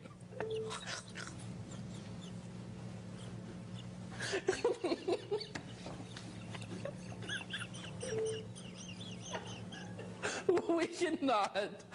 Oh my God. Now to the story of a pig. Crisp P. Bacon. Fair enough. I mean, whatever floats your boat, mate, but honestly. Where did... Oh, right. I want to talk about this bitch. So, just while we're covering over, like, mild racism or whatever else, whatever you want to call it, given we touched on the Black Lives Matter stuff, there's issues in Australia, shall we say. And a University of Queensland law lecturer named Danny Linder berated a first semester law student for protesting about her inclusion of Indigenous perspectives in a law lecture. Now, don't get me wrong, as far as I'm concerned, there's various things that should and should not be included, particularly at a first year level, in terms of Indigenous law. There are very specific subjects that you can take at university to cover that as an elective if you want. I don't necessarily think it's important for you to be injecting that into, say, tort law or one of the priestly 11 that are established legal topics that have been passed down since, you know, the early thousands, I should say, from, you know, common law from Britain and all that sort of stuff. Basically, some people stood up and walked out in protest of inclusion of various topics in a lecture. And so, this particular law lecturer obviously took offence to them getting up and walking out and whatever else, and went on this recorded tirade. The first thing that I want to bring your attention to, and I've been debating as to whether I would actually address this after we did Australian legal histories a couple of weeks ago, particularly when I covered the Indigenous content within that lecture, and there were tens of you that got up and decided that, wasn't important, and instead you were pretty unprofessional and walked out. They were unprofessional. Now, Interesting take. Since then, I've been made aware of certain racist comments that have been made about myself and the way in which I teach this course, which prioritises and, of course, includes Indigenous perspectives. What I'm not going to tolerate, no matter what your politics are, is any form of discrimination, particularly when it's directed at me and my cultural identity as an Aboriginal woman. I am an expert in the field. I'm recognised internationally and nationally for the work that I've done, and I'm the course coordinator with authority to run this subject the way in which I see fit.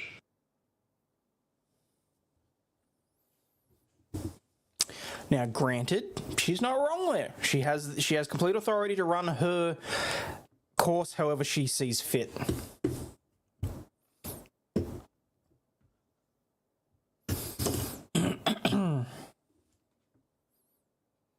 Can you imagine Indians having sentiments against the US? Well, And the way in which I see fit is in alignment with the Council of Australian Law Deans and their approach to Indigenising and their commitment to Indigenising the curriculum. But any other forms of discrimination I will not tolerate. So I want to make it perfectly clear that there is a school code of conduct. notice how she did a Freudian slip there and said, I'm not going to tolerate any other forms of discrimination. Like, did she just say her course periodizes Indigenous law? Don't know. Must have missed that.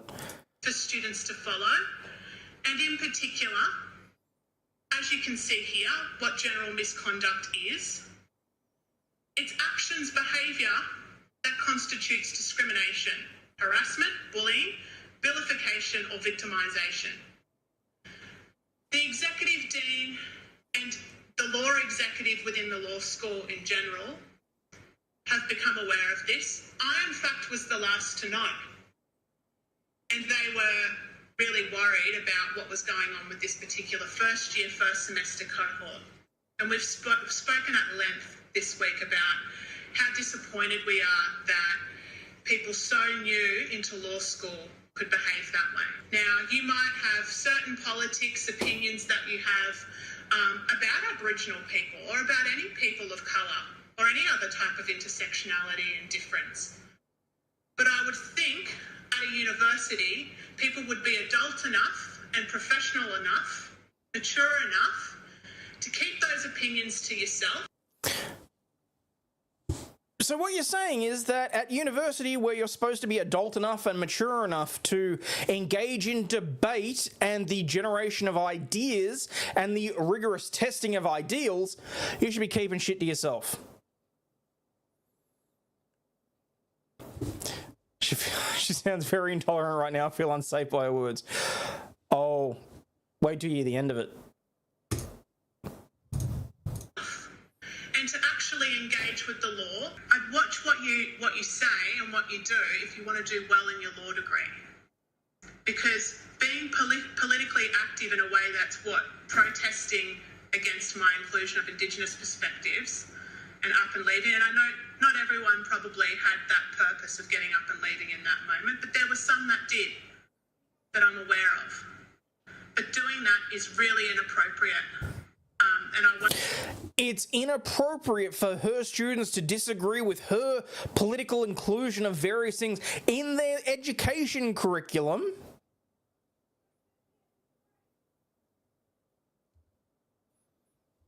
Won't be tolerating it.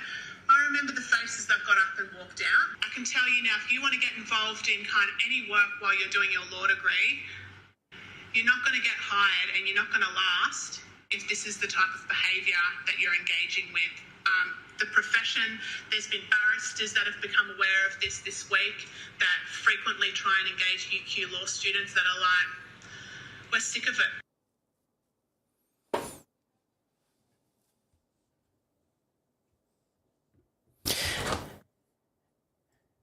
And people wonder why there's political activism coming out of this sort of shit.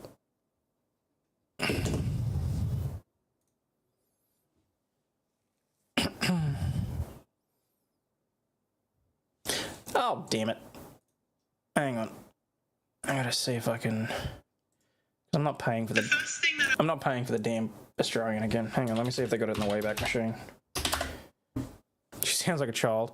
Why does she sound focused on bias and the impact of bias in all law in all areas? Wouldn't that be the foundation of law? That's the way it's supposed to be.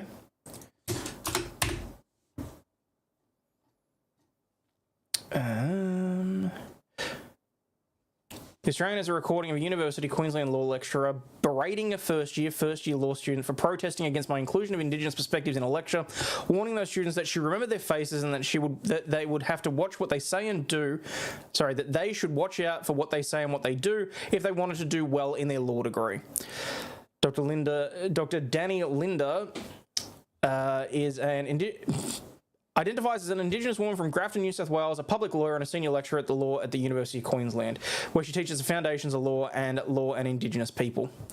So foundations of law is effectively, I mean, I'm presuming, I haven't looked at their curriculum, but if I had to guess, I would say that given this is a first semester class, that it's really your introduction to law. I had one when I took my law degree. We had a lovely text called Laying Down the Law. It basically took legal studies from units 3 and 4 here in Victoria in high school and condensed it down into a 3-month course. So you got a basic understanding. Calling them just walking out of her class as a protest is a far reach. Well, allegedly there were comments and whatnot made after the fact. So apparently politics and law have nothing to do with each other. And yet she was injecting her own politics into her teaching of the curriculum. It's okay when it's it's okay when it's her own politics that's being involved in the education of this, but it's not okay when somebody else criticizes her own politics or whatever else. Now, I have no idea what the comments were made about her or whatever else. I don't personally care. That's a separate issue to me. Because as far as I'm concerned, the way that she has acted is entirely unprofessional. So maybe she should try that in discussing it like adults, not indigenizing the curriculum, which focuses on one group. This doesn't reaffirm the notion that higher education is indoctrination. Nope. I bet the comments were made after she flipped them off walking out. Look, quite possibly. I've got no idea. Isn't a good look. People pay money to go to law school, learn law, not have Aboriginal diversity pushed on them. Seems like students being bullied and harassed with threats of the boot or poor grades unless they bend their minds contrary to their own conscience and beliefs. And University of Queensland's down with this. This isn't education, it's indoctrination with coercion. No shit. So, where are we?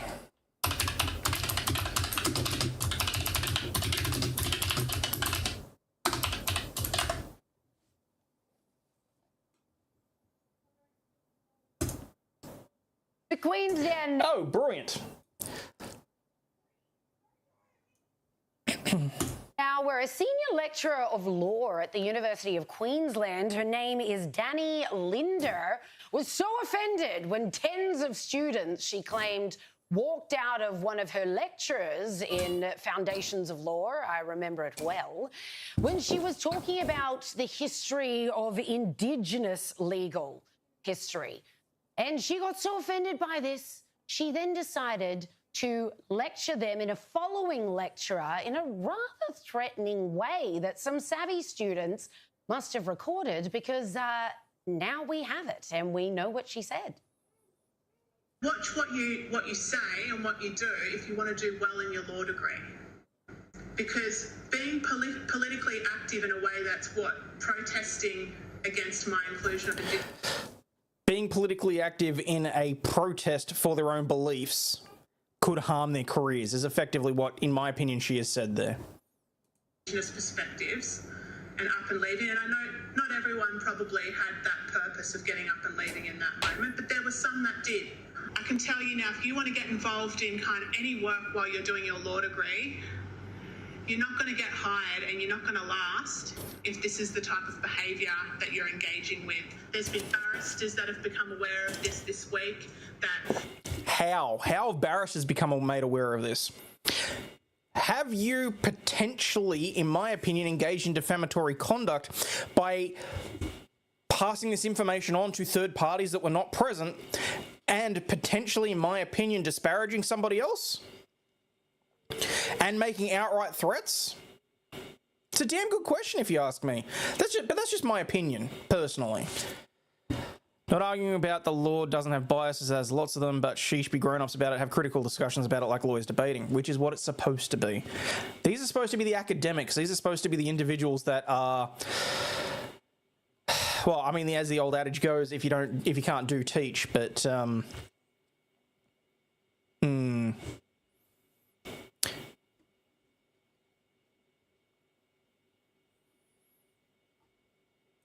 frequently try and engage UQ law students that are like, we're sick of it. No, we're sick of kids being indoctrinated by people like you, Danny. Props to the kids for walking out.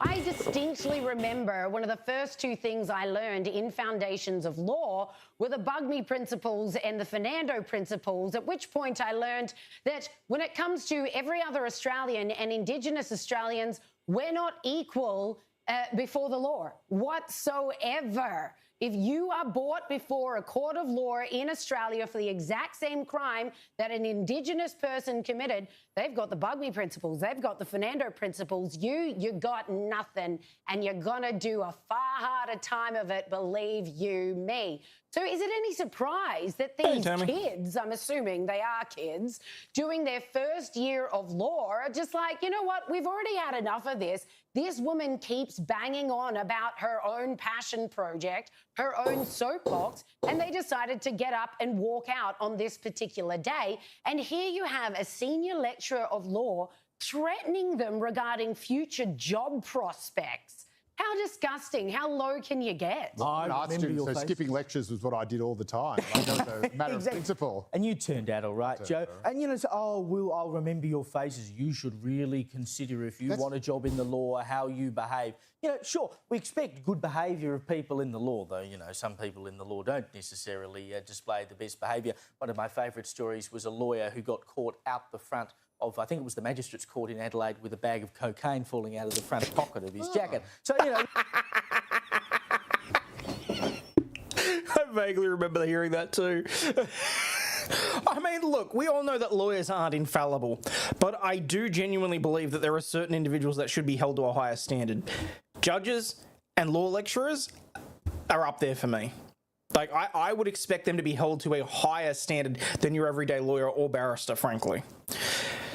Because they're the ones teaching and adjudicating. They're the ones that are bringing about either the next generation of lawyers, or they're the ones making the decisions that affect people's lives. So...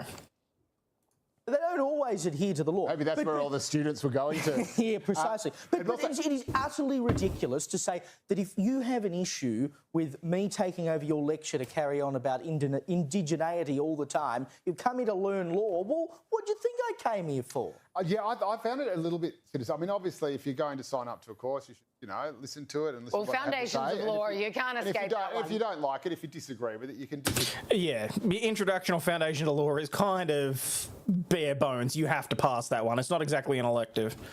That and the Priestley 11. Everything else really is optional for the most part. But you've got to be able to learn the basics. Agree with it in the tutorial room or the seminar room. So I don't think they need to sort of walk out. Obviously, they're trying to be a bit provocative and make a point. But having said all that, he says that... Isn't that what being a uni student's about? Are aware of what has gone on. That's the bit that gets me. The barristers have been made aware, that barristers are aware of what's been going on. How? How have barristers external to the university been made aware of what's going on? Does that mean that theoretically a list has been rotated around of the faces that she allegedly remembers? Does that mean that individuals who have no part of that? Hell, there's potential Privacy Act implications there if I'm not wrong. I mean, I could well be wrong. I could be talking out my ass there. I don't know. I know barristers who are aware of what is going on. How? And who cares? How did they become aware? Like, because she told them. did the barristers? That's right. Did the barristers clearly threatening. So she's going, hey, everyone, if you're going to hire anyone got any internships coming up? Well, don't hire X, Y, Z, Z, because I just heard is that what's going? Like, how did they become aware? That is what she is The only thing more un-Australian than walking out is snitching. Good point. So, did she get all her names right? What if she misspoke? I mean, we don't even know if that was the case. I mean, maybe she's taking it off the class roll. Maybe she's. But imagine if you got the wrong person and managed to go and completely destroy someone's prospective legal career because they were sitting in a different seat that day. Like, there are so many things wrong with this, in my personal opinion.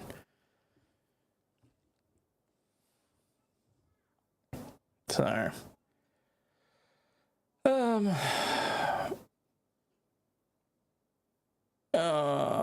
do I want to do... No, I'll leave lefties losing it. Where is...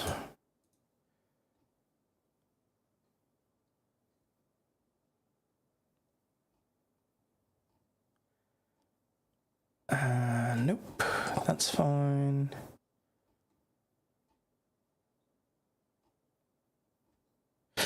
Yeah, okay, there's some stuff that I bookmark that really doesn't need to be seen on stream.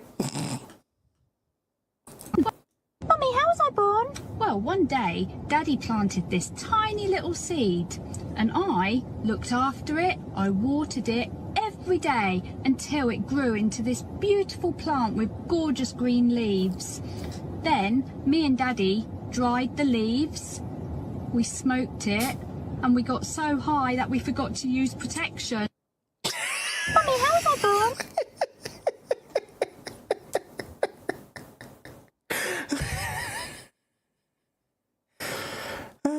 All that sort of shit.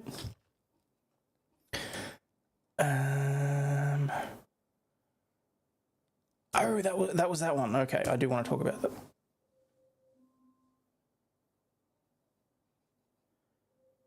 We're concerned about you. Did I see that Alba went for a trip on the stage? Yeah, and I have complained about that a little bit, but oh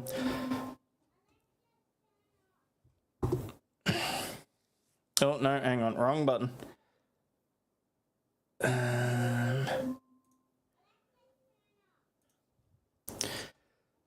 Oh, where are we? Screaming Banshee charged in fatally running down a 73-year-old Bostonian in had a history of body cam meltdowns. A New Jersey woman charged with drunkenly running down and killing an elderly man. A string of arrests for reckless driving, disorderly conduct, and assault going back over a decade, including 2 in recent months that earned her the nickname the Screaming Banshee. Lauren Mullins was arrested in Cambridge, Massachusetts. Wonder if they actually did a half-decent investigation.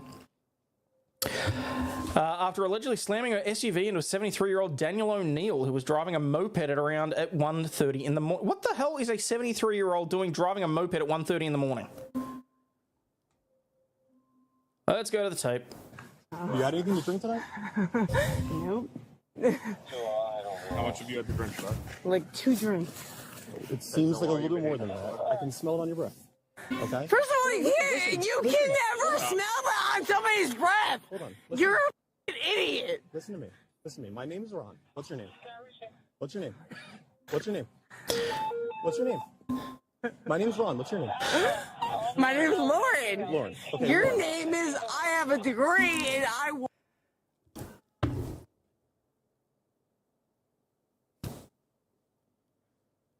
think they got it. Oh no, there it is again!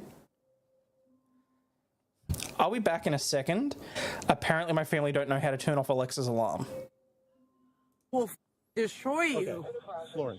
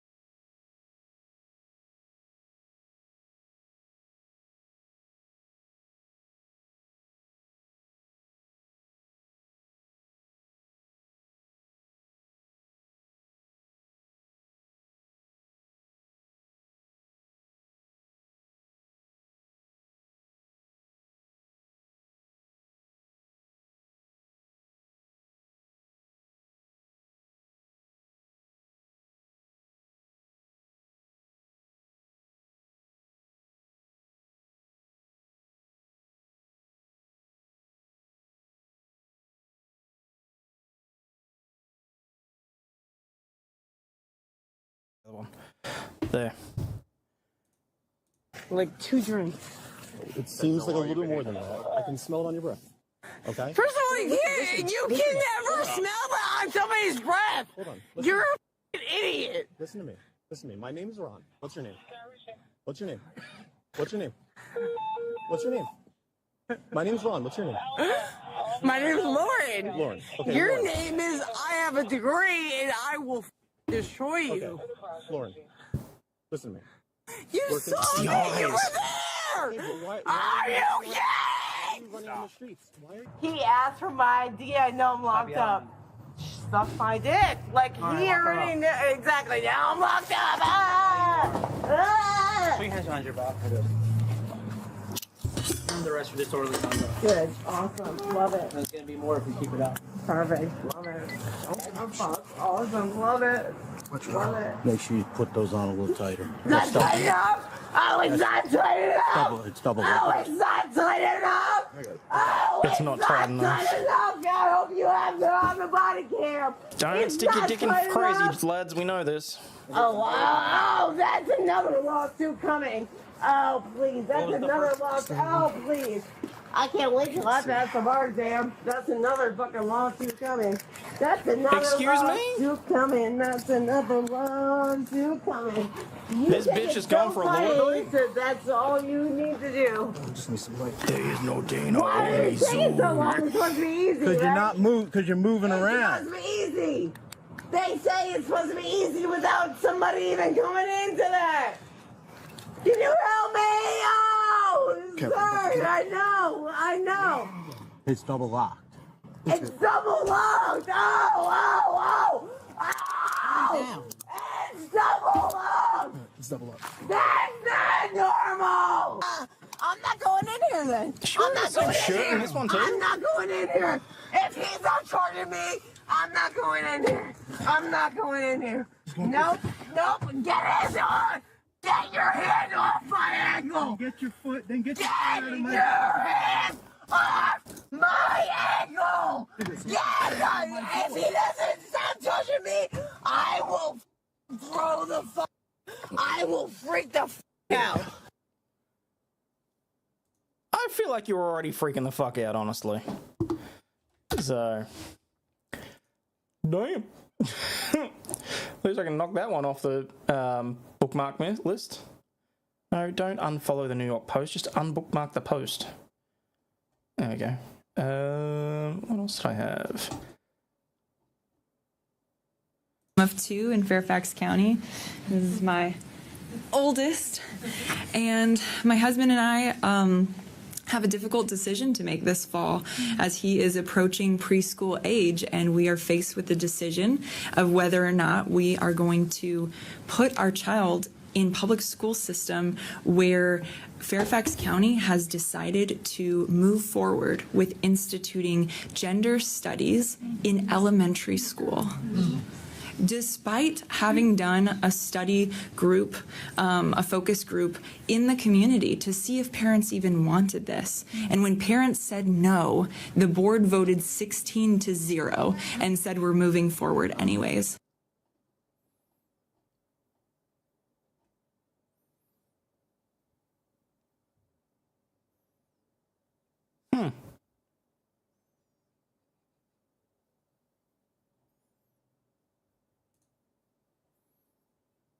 It was better not hearing her? Yeah. But that's alright.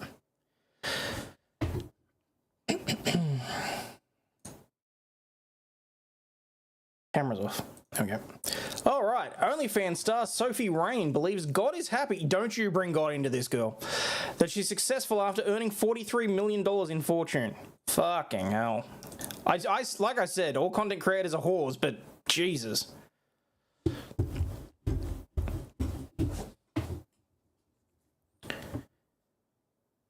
What was that? Up to shop the Kate Spade Target collab. It drops at 3 a.m. Damn.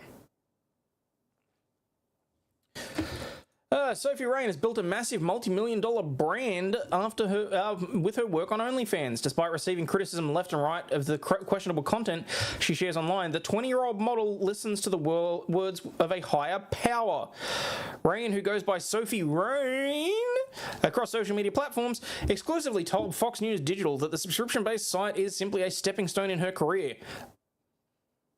Coming next fall to the Hub. Keep an eye out for Sophie Rain. Exclusively told Fox News that it's simply a stepping stone, which has helped her amass $43 million in just 2 years out of high school. The content creator, that's generous. Calling her a content creator is generous. Admitted that while she does receive backlash online, she's never questioned her Christian faith. Oh, God, like I said, don't bring God into this.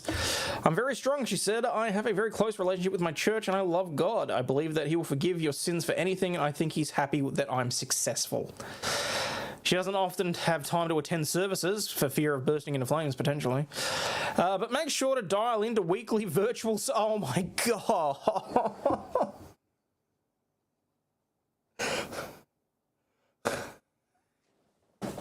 Sophie, turn your camera off, girl. Turn your camera off.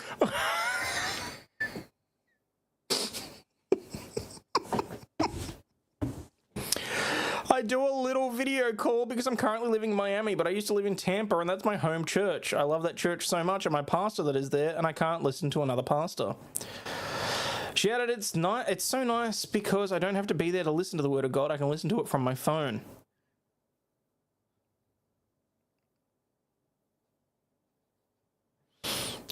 Oh God! And now I'm thinking, what other websites could there be? Only priests, only. I'm going to hell.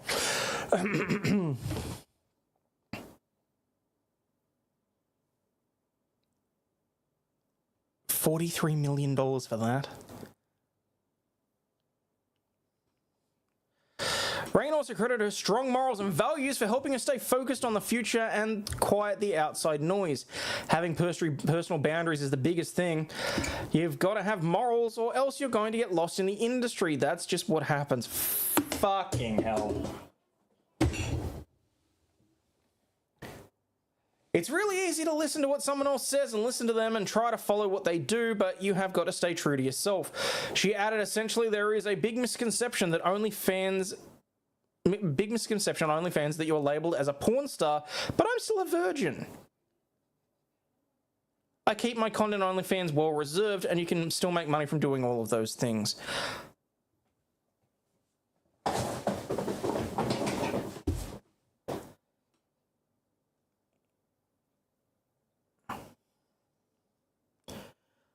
Woman, you can be a virgin and still be a porn star. There doesn't have to be penis in a hole for you to be a porn star. I mean, you can still be a slut. You don't necessarily have to be a whore, but you can still be a slut and not be penetrated, shall we say. Jesus Christ.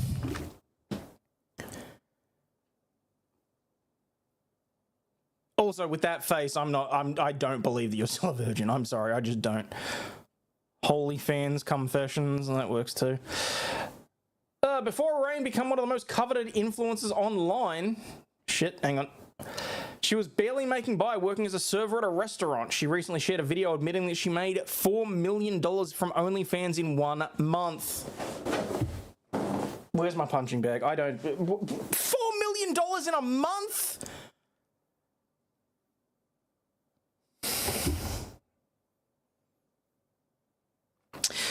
Starting to think there might be something to this transgender stuff. So if I get big tits, lose the fur, maybe nicer hair. Jesus Christ! $4 million in a month!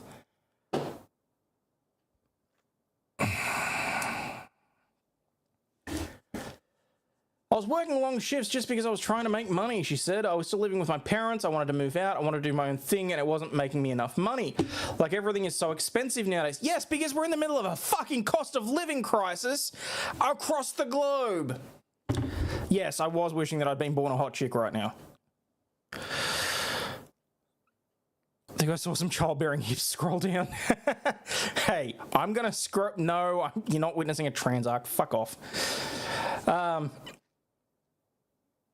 What began as posting a few fun photos online has now spawned into a profitable business. I thought you said you were a virgin. Rain and a few of her friends live and work out of a home in South Florida. The Bop House, a money-making idea that formed organically.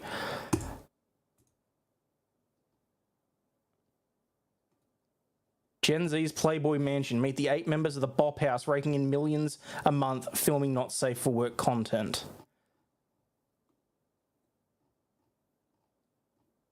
Yeah, I'm sorry, I call bullshit. She might never have fucked a dude, but I'm willing to bet that she's never fucked.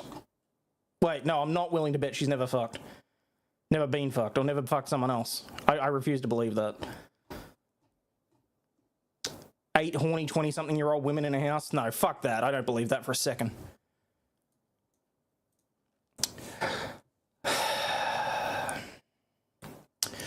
We were always hanging out, going on trips, just hanging out, being friends, so we had this idea, why don't we just move into the house together and all work together? And that's exactly what happened. We're all there to help support each other. We were all there to help each other grow, she added. I honestly was a little nervous about it. Moving into the house with 8 girls was going to be tough, but it's so much fun. Except for that 1 week in the month.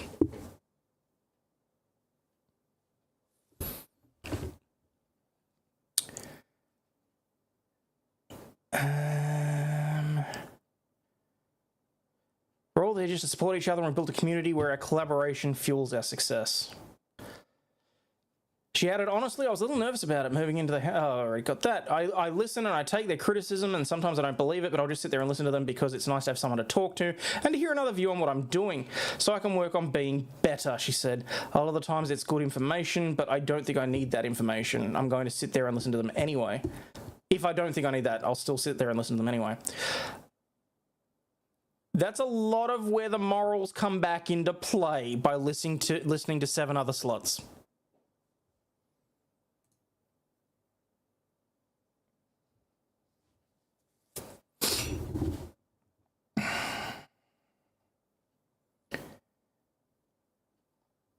OnlyFans equals morals. That sounds better than being a politician.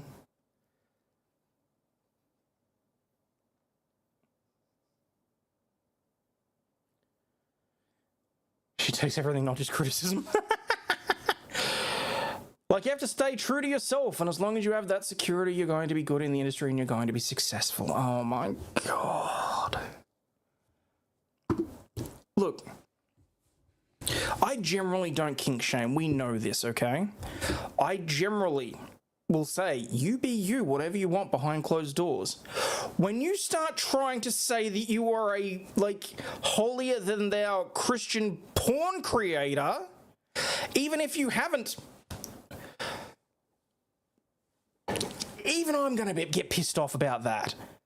Like, honestly, that is just so fucking wrong that it's not funny.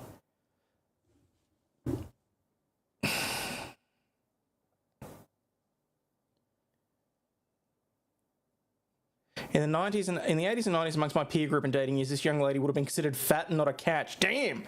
Boys and I thought fit, slender women were healthy were the best candidates for marriage and children. Well, that's just because you don't know how stuff works. Reason was that if a man or woman was overweight before marriage, that overweight gain would be inevitable after marriage. Damn. Oh, God. Forgot to take an allergy pill before bed, you're suffering. Well, I mean, you're awake. You can take the laptop with you or the tablet with you so you can still make your purchases. Go and have an allergy pill. You'll feel better. Okay, thank God. I can unbookmark that.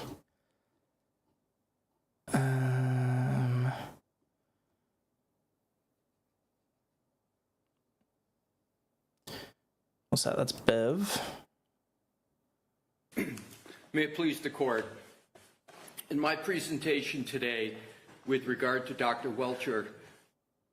No, I was just wondering if you're going to tell me what you're going to tell me and then tell me what you've told me. God, she's a smunt.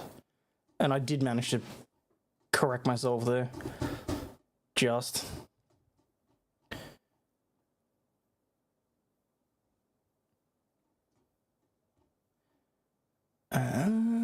That's to crack my back.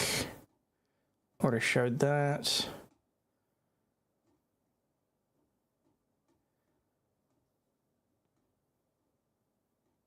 That's that robot dog that you can ride, which I kind of want.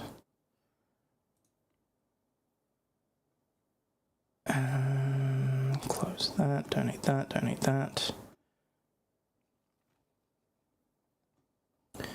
Get rid of that.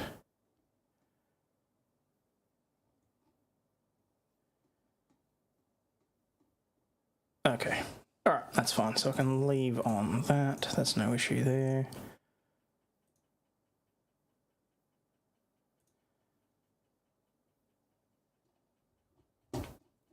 Okay.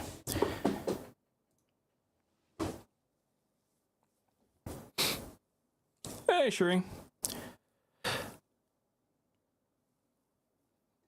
All right, Girl Scout cookies contain heavy metals beyond safe limits according to a lawsuit. That's right, people, there is nothing sacred anymore.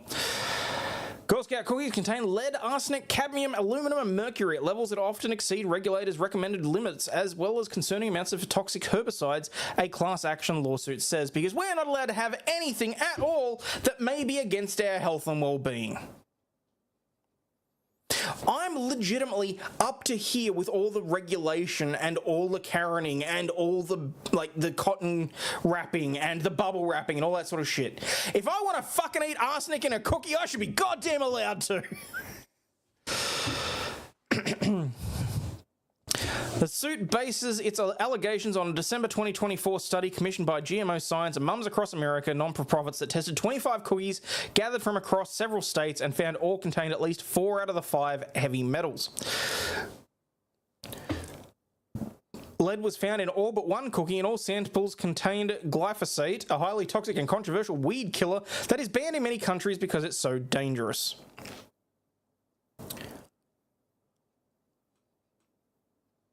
Did I miss live streams of the follow-up of that channel with the weird videos? No. There was one last weekend or the weekend before that we did. I gotta be careful with those because, as it turns out, yes, I do actually get copyright claimed by those. Not that I really care, but always wanted to try one of the Thin Mint Girl Guide cookies. Well, you were denied your tag-alongs. The Girl Scouts took aim at the study in a blog post saying the health and safety of the Girl Scouts and cookie customers are our top priority. Rest assured, Girl Scout cookies are safe to consume. It added that trusted baking partners continue to ensure the integrity of our recipes and the safety of all Girl Scout cookie products in accordance with federal regulations and global food safety initiative standards. However, the lawsuit states that while the entire sales practice system of Girl Scout cookies is built upon a foundation of ethics and teaching young girls sustainable business practices, defendants failed to uphold the standards themselves. Fuck off. All this is people trying to tear down an institution again. That's all it is.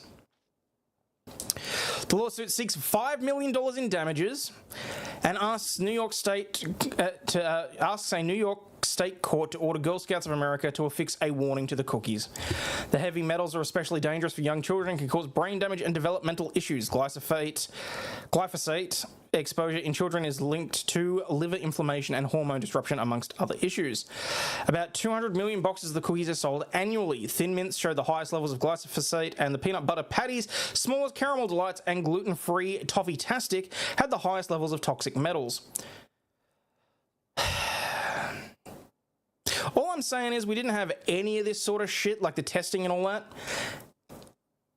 Most of the previous generations haven't had a single fucking issue. So maybe stop mollycoddling all the kids, and we might, I don't know, have some people that aren't, what did someone call them? So they're not snowflakes anymore, they're melts. Because they're snowflakes that have a tantrum and melt.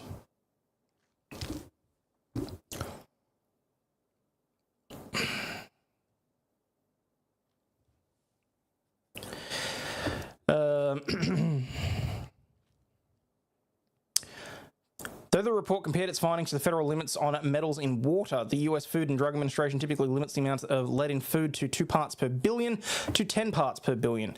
All but 3 cookies exceeded 2 parts per billion. Okay.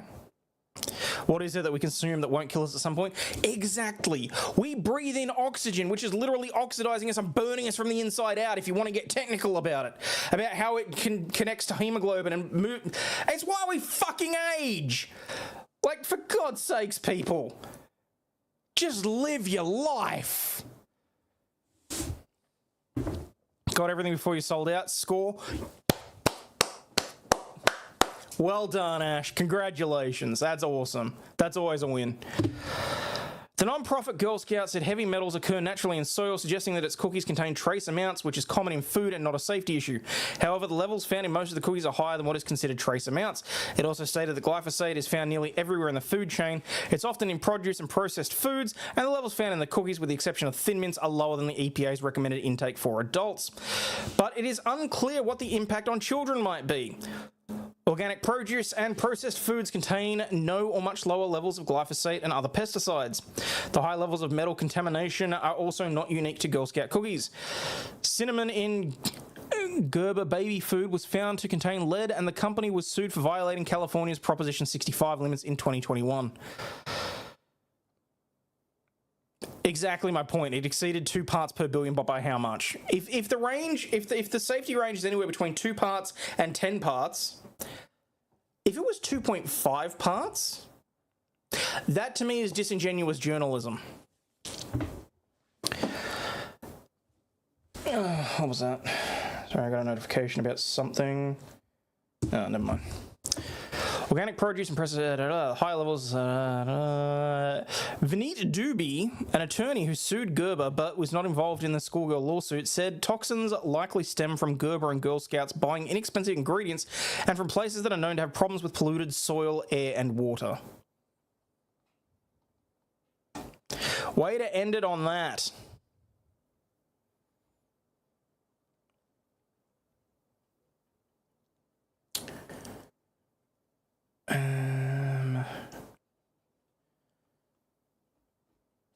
Hang on.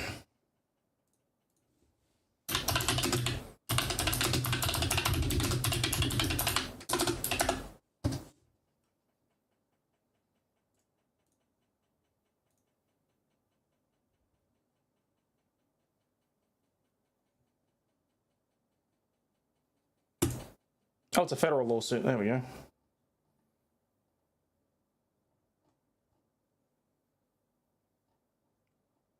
Seeking millions in damages. What a fucking joke.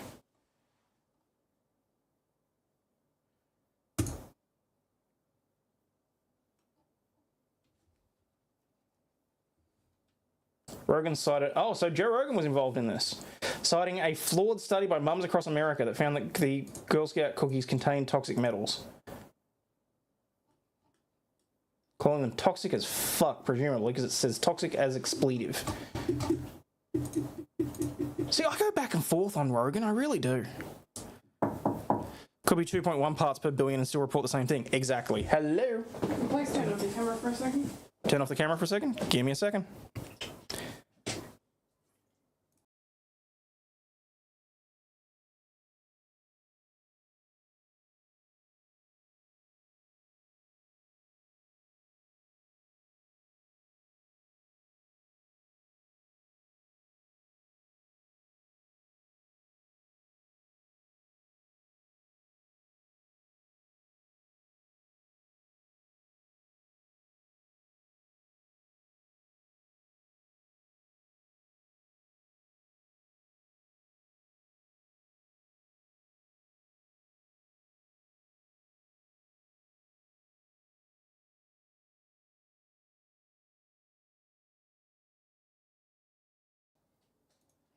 Homemade scones.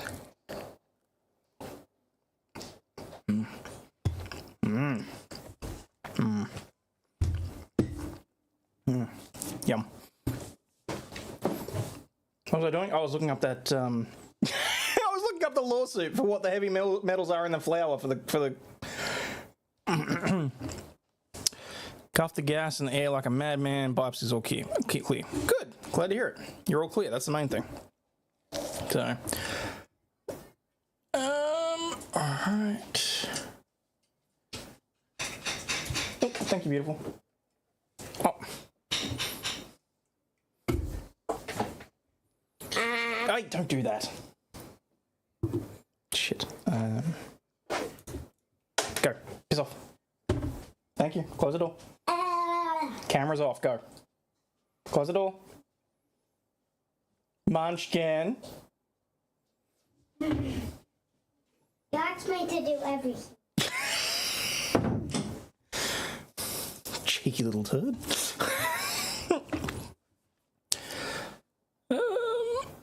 Alright, where are we?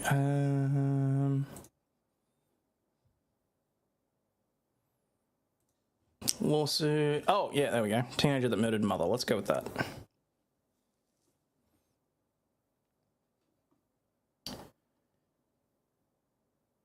Shit, where'd the thing go? Oh my god, I've just got to put that on a button, haven't I? Workstation, PC gaming. Too many screens, that's what I've got. I've got too many screens. Video recording, there we go. Teenager who murdered mother faces at least a decade behind bars, right here in Melbourne.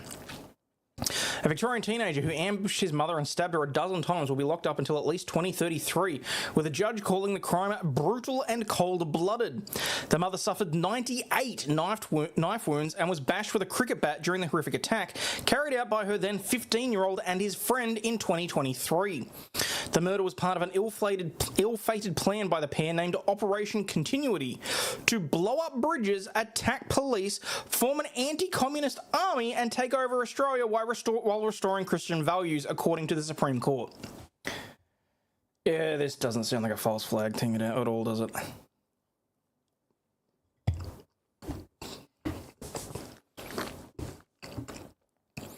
The two boys, who had a strong interest in military history, were described as delusional by a psychiatrist last month.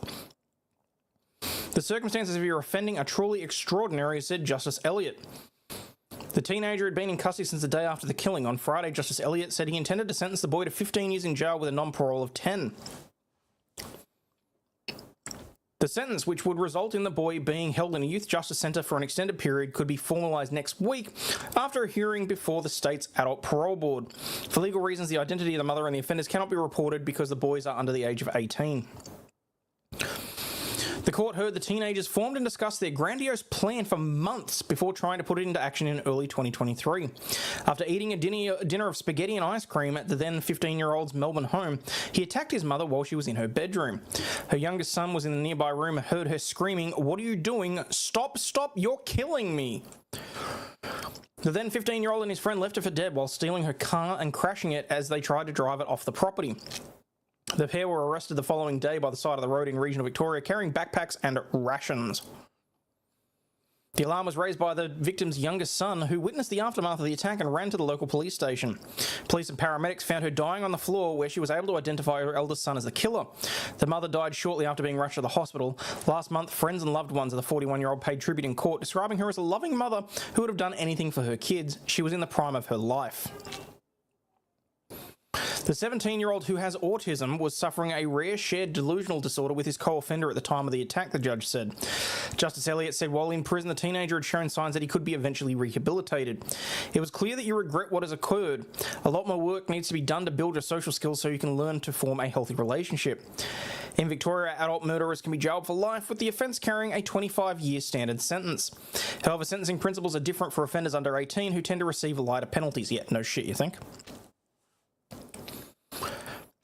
Anna Del Virgini, an experienced barrister who specialised in child's law, said that it was because the justice system prioritised rehabilitation over punishment for young offenders. If we get in early, we can make a difference to the trajectory of the person's life, she said. We can ensure that they return to the community, that when they return to the community, there's someone you're going to want to have in your home. No thanks. The barrister said it was important children's identities were protected, allowing them a chance at a fresh start once they're released. They're still young, they're still people in the making, and you don't want their lives to be marred by one event, she said. I'm sorry, if there's an autistic killer in my neighbourhood, I kind of want to know about it. Just saying. Alright. I'm going to go to this lackluster video, which is like 9 minutes, because I just want to be able to eat my scones now, because this is delicious. Yeah, we need ID. We need ID. Why would I have to give you my ID for performing illegal activity? How do we know you're not planning on blowing up the building? Shooting up. I mean, I have no ill will, if that's what you're asking. You're not allowed to videotape the police station. You most certainly can. Why would I have to give you my ID for performing illegal activity? How do we know it's legal? Welcome back to the Lackluster channel. The cops, you should know. Today I have an update on a case that I first covered in 2021, but the actual incident occurred in 2018, when professional photographer Northeast Auditor videotaped the exterior of the Waterbury Police Department from the sidewalk. After filming for only 6 minutes, two sergeants, Matthew Benoit and Frank Leone, approached. What are you taping? Just getting footage. Oh, it's like just of the building, or Yeah. any specific reason? Just getting content for a story. What kind of story? Well, it's not published yet, so I'm not going to divulge what it is. What's your name and badge number? Sergeant Frank Leon. Thank you. What's your badge number? 738. Thank you. You got ID in you? Yeah. Yeah, we need ID. We need ID. For a First Amendment protected activity? Well, it's actually a security issue. Security issue? Yeah, you're videotaping the police station. I'm a journalist getting content for a story. Which is fine. You have no problem in giving us. Why would I have to give you my ID for performing illegal activity? How do we know it's legal? I'm on a public sidewalk. How do we know you're not planning on blowing up the building? Shooting up. I mean, I have no ill will, if that's what you're asking. Okay. I didn't know that. Well, that's the beauty of the Constitution. You don't need to know that, right? I'm filming in a public. Okay, and we're legally asking you for your ID. And that's a lawful order? That is lawful. Are you sure? Yeah, I'm positive. Okay. Well, I'm not going to provide my ID. Okay. There's no reason I haven't performed any illegal acts. I'm on a public sidewalk, as you can see. Yes, filming the police department. Yeah. Supposed to be secure. We don't want people coming here. This is a Place public up. building. Yes. Yes. Yes, that and there is very public. It's a secure building. We own this building. It's not a public building. This is not a public building? You can't go in and walk around. In the lobby? In the lobby? Yeah, in the lobby. Yeah. You're allowed in the This is a lobby. public building. I'm filming from the outside on a public space. You're not allowed to videotape the police station. You most certainly can. No, you're not. Can't actually. I'm 1,000% sure you can film anywhere outside. Okay. Are you sure about that? Yeah, absolutely. Okay. I am. You're sure about that as well? Yep. Okay. At this point of the interaction, keep in mind that these two sergeants swore an oath to the Constitution and are in leadership positions. In fact, each officer of the Waterbury Police Department must, by city ordinance, make an oath that in the very first sentence solemnly swears to support the Constitution of the United States. Having been chosen candidates for the Waterbury Police Department and the departments that you represent, please repeat after me. I do solemnly swear. I do solemnly swear.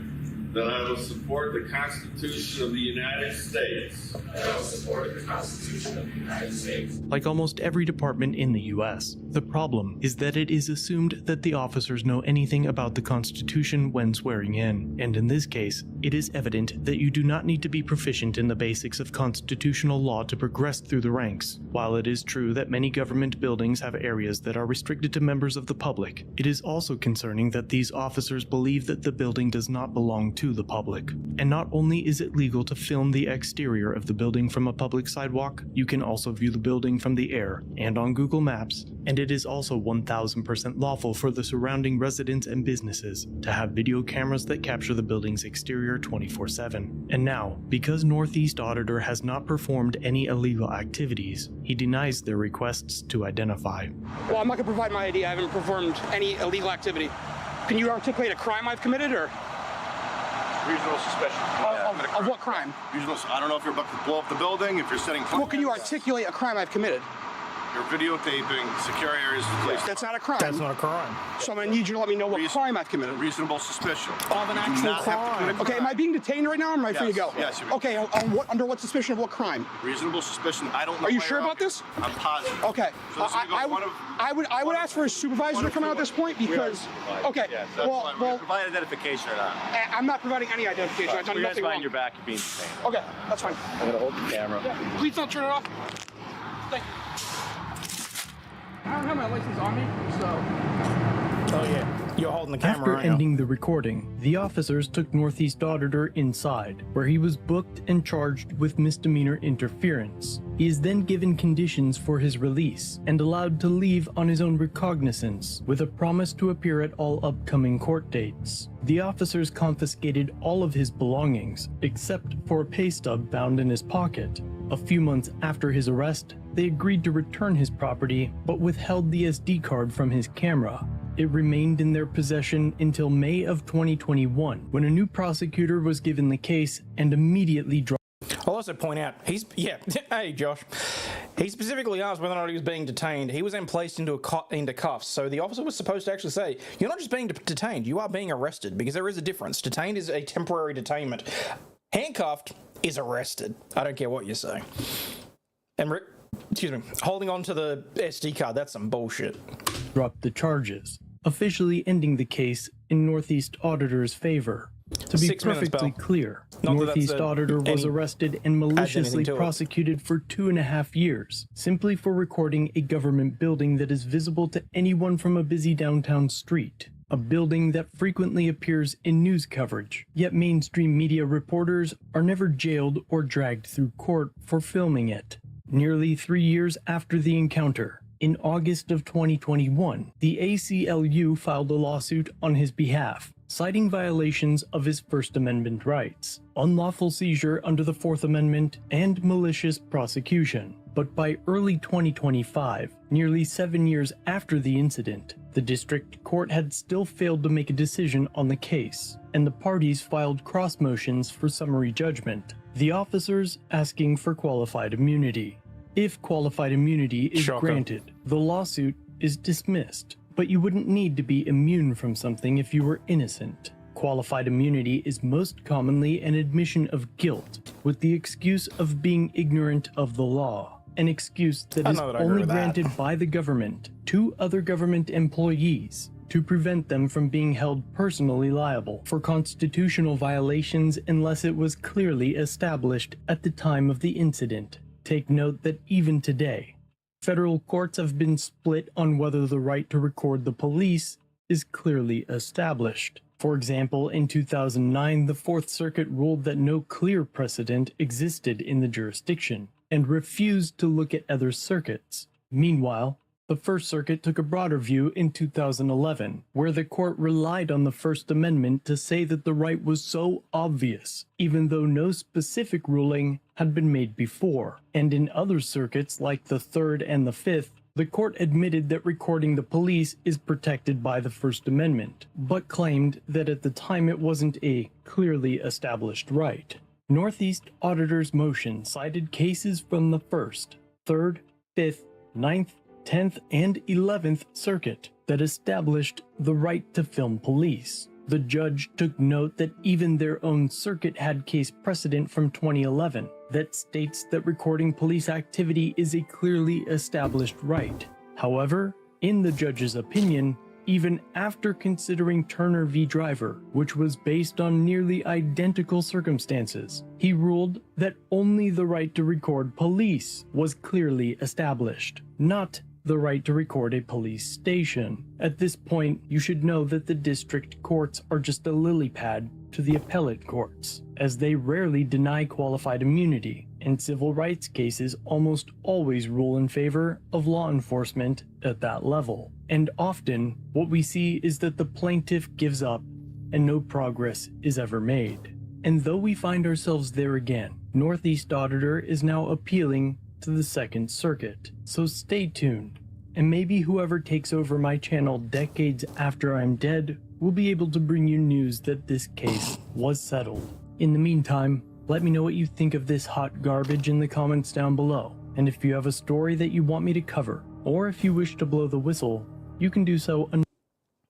No, I fully agree that qualified immunity and judicial immunity need to go out the window. Which actually leads me nicely to... Oh, hang on. Was I actually able to open it or not? I don't know if I was. There was a news article that I was looking at today.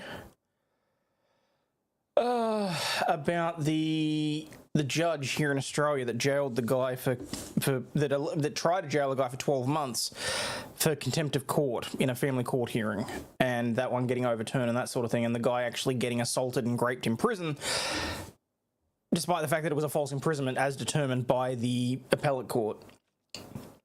I'm not sure if I've got that one. I think that one might have been behind a paywall.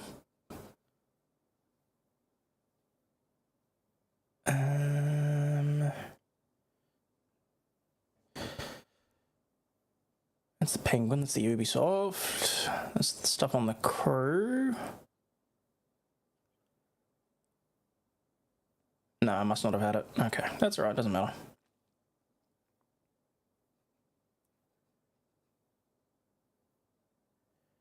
That's the Teenager. Huh. Might actually have to start closing some of these tabs. I think I've covered most things, which is great. It's been a while since I've been able to do that. Ubisoft, Ubisoft, Ubisoft. That's the judge that got pissy that she got a transfer. I'm gonna boo.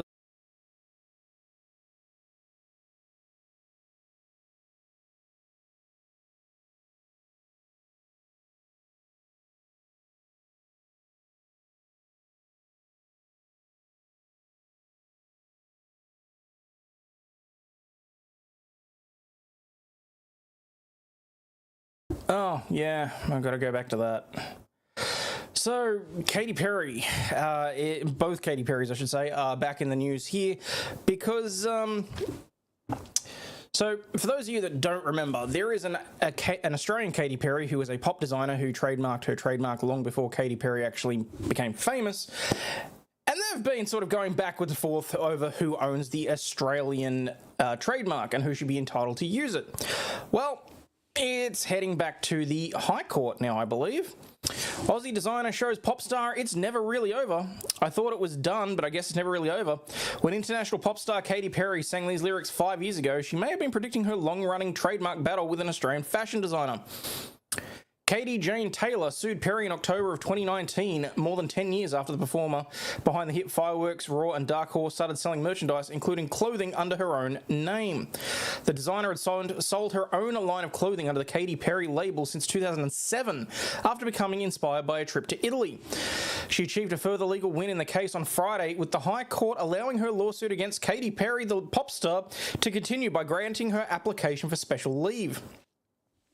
This will allow her to try and overturn a full federal court judgment from November that the US singer, whose real name is Catherine Hudson, did not infringe on Katy Perry's trademark by selling clothing during the 2014 Prism Tour in Australia. 3 judges from the full court had thrown out Justice Brigitte Markovich's 2023 finding that Perry's firm Kitty Purry had infringed the trademark. Ms. Taylor's own trademark would be deregistered, the judges said. On Friday, her barrister, Christian Demetriadis, a senior counsel, said that the appeals judge had erred in the interpretation of the Australian trademark law. Just because Perry had a reputation as a pop star at the time the Katy Perry trademark was registered in 2009 did not mean she also had a reputation for selling clothes at the time, he argued. The full court found that while the singer was not known for selling clothes in 2009, her status as a celebrity meant she was likely to expand into selling at least branded clothing later. Who the fuck cares? There was already a registered trademark in 2007. There was a chance this could cause deception or confusion amongst those buying items from the fashion designer thinking they were related to the pop star. High Court Justice Jane Jajo questioned this on Friday. If you're sufficiently famous, the capacity is to monetize all kinds of directions, not just clothing, she said. The logic that celebrities could use their reputation to expand into clothing could also apply and impact Australians selling products ranging from whiskey and wine to perfume and invisible teeth braces, the judge said. Okay. I'm not going to toot my own horn here. There's 41 of you sitting here watching me on YouTube. Does that mean I'm sufficiently famous that I can go and infringe on someone else's trademark? I don't believe so. Fashion shows are so weird, nobody ever wears that stuff. What's the point? It's a fair call. Ms. Taylor had the misfortune of choosing a trademark similar to someone who became famous and then proceeded to sell clothing in Australia, knowing she was infringing on that trademark. The full court's decision to deregister the Katy Perry brand because it found the designer applied for the trademark knowing of the US singer's reputation was incorrect, he submitted. Perry's barrister, Matthew Dark, senior counsel, unsuccessfully argued that the High Court should not hear the case as it does not involve an important question of law. Ms. Taylor declined to comment on the case after the hearing, and the High Court will hear the full appeal at a later date.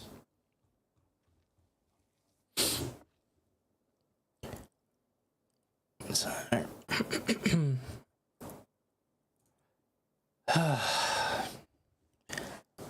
alright, after this, I'm going to stop reading articles and we might do something else. I don't know if I'm just going to sit and build a model or I'm going to do what, but pilot sues influencer on X in latest test of defamation law.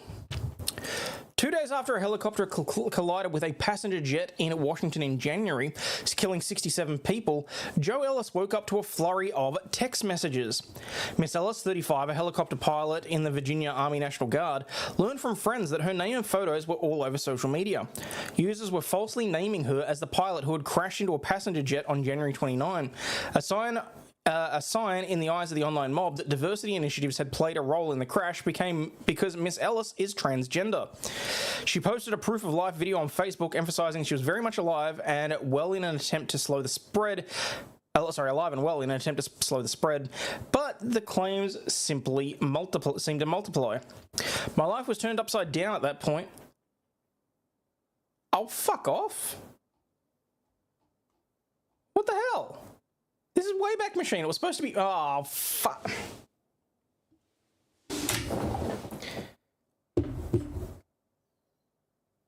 Screw it. I don't care. Nope. I do not care. Moving on. What's this?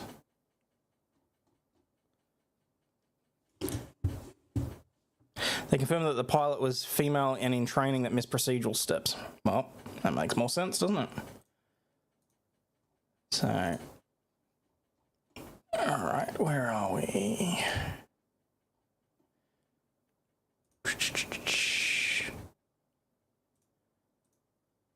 Yeah, okay, that's fine, that's fine, that's fine. I don't care about that. Most of those are not actually of interest.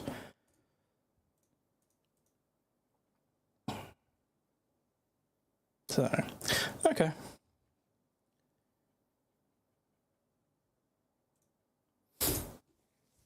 Alright, let's make some room here.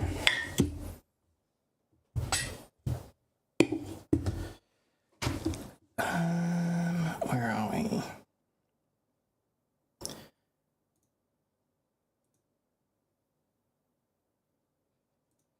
No, that's not right. Okay, I can turn that off. Alright. One of the procedures was a tower check for aircraft in the area. We see how that went. Yeah, well. Where is... What am I missing? That isn't plugged in. Why is that not plugged in? Because that is plugged in over there, and that requires a plug there.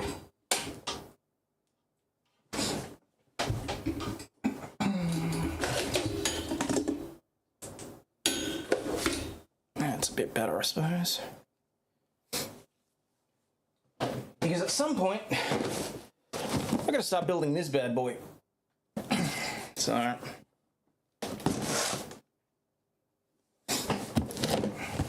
that's exactly what I plan to do.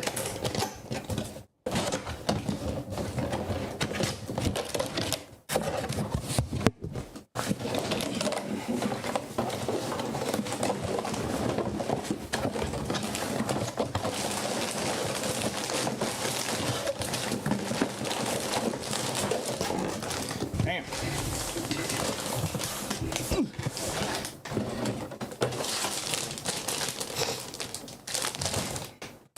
This is going to take me a while.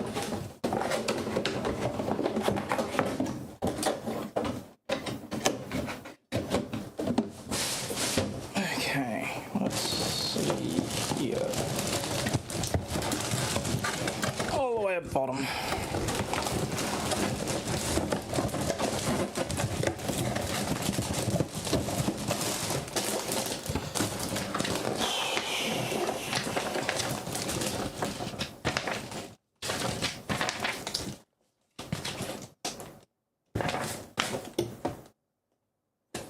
yeah, we start with the base. That's all right. Could be worse, I suppose. Test frame. Okay. What the fuck was that? I got run over.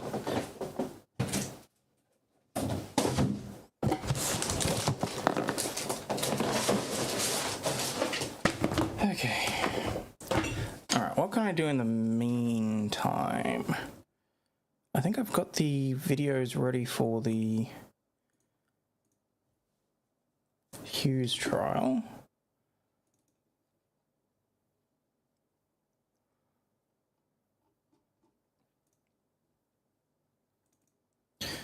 Zach Hughes trial. Yeah, okay, we can do that. All right, guys, I'm going to put on the Zachary Hughes trial from South Carolina. I'm just going to have that on in the background. What do I want to do here? I want to... Nope, very much did not mean to do that. Workstation...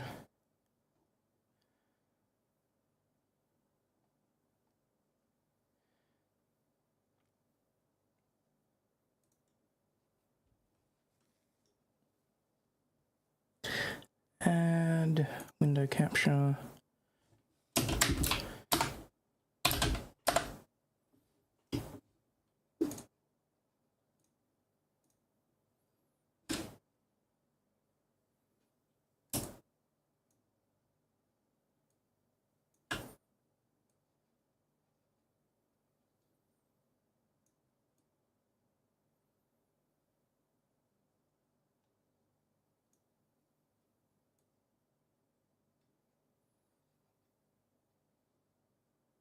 There we go.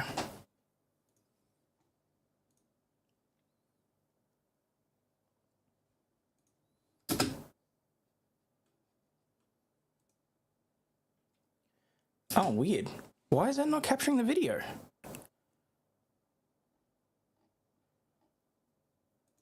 Hang on, what the hell's going on? What the hell is chewing up so much of my CPU?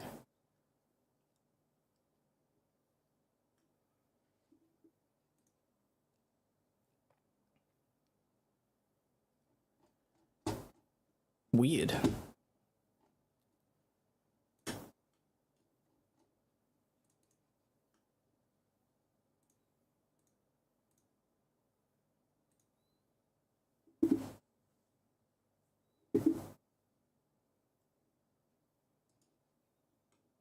Remove that.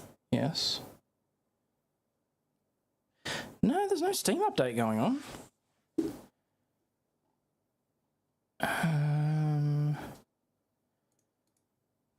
I mean, I can do a display capture, I suppose. Will that work?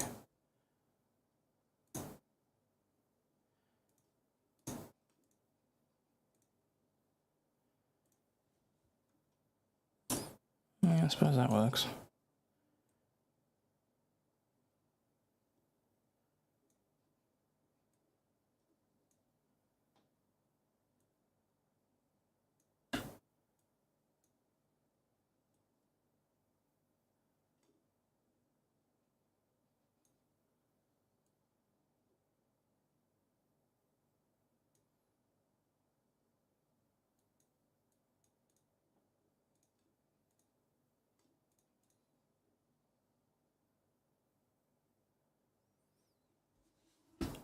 I mean, OBS is usually pretty intensive, but right now it's taking up like 70% of my CPU power.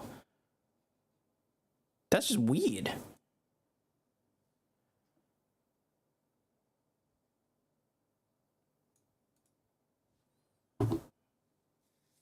Anyway.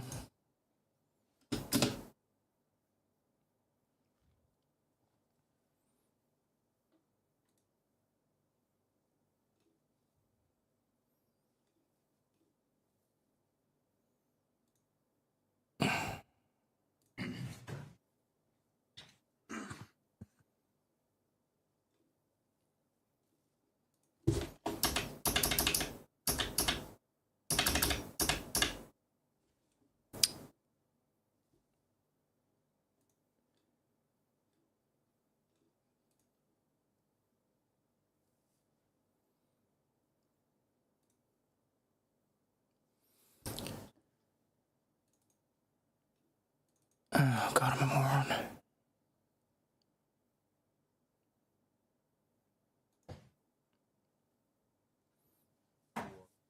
I opened the wrong video.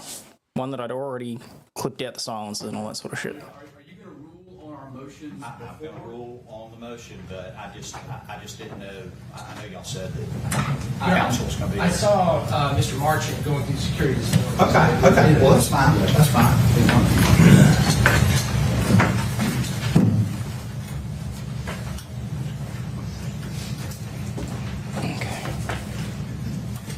I mean, get organized up here.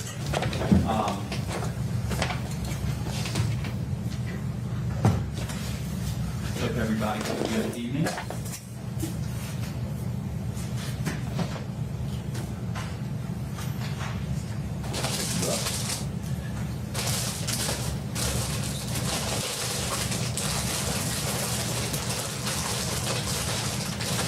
Oh, damn. One of the first things I wanted to just have before we start That's the base. My ruling pertains to the media, and I did look at things, and again, like yesterday, I told you that I wanted to make sure that everybody in the media had looked at my order and that they were abide by it. One of the issues that or questions that I keep getting is, can we report contemporaneously, or does the 30-minute delay that is in my order, does that pertain to that? And I thought about it, and I will allow you to report. I don't think I can prevent you from reporting on that. Everything else in the order does stand. I don't think I specifically really addressed that point, but I just wanted to clarify that because I think there's been a lot of questions about that. I am concerned, though, I do not want people coming in and out flurry. I don't need distractions for the jury. Okay? I think that will be the last time that we address anything pertaining to the media. But again, I'm thankful that you're here, and our courts are open to the media. All right.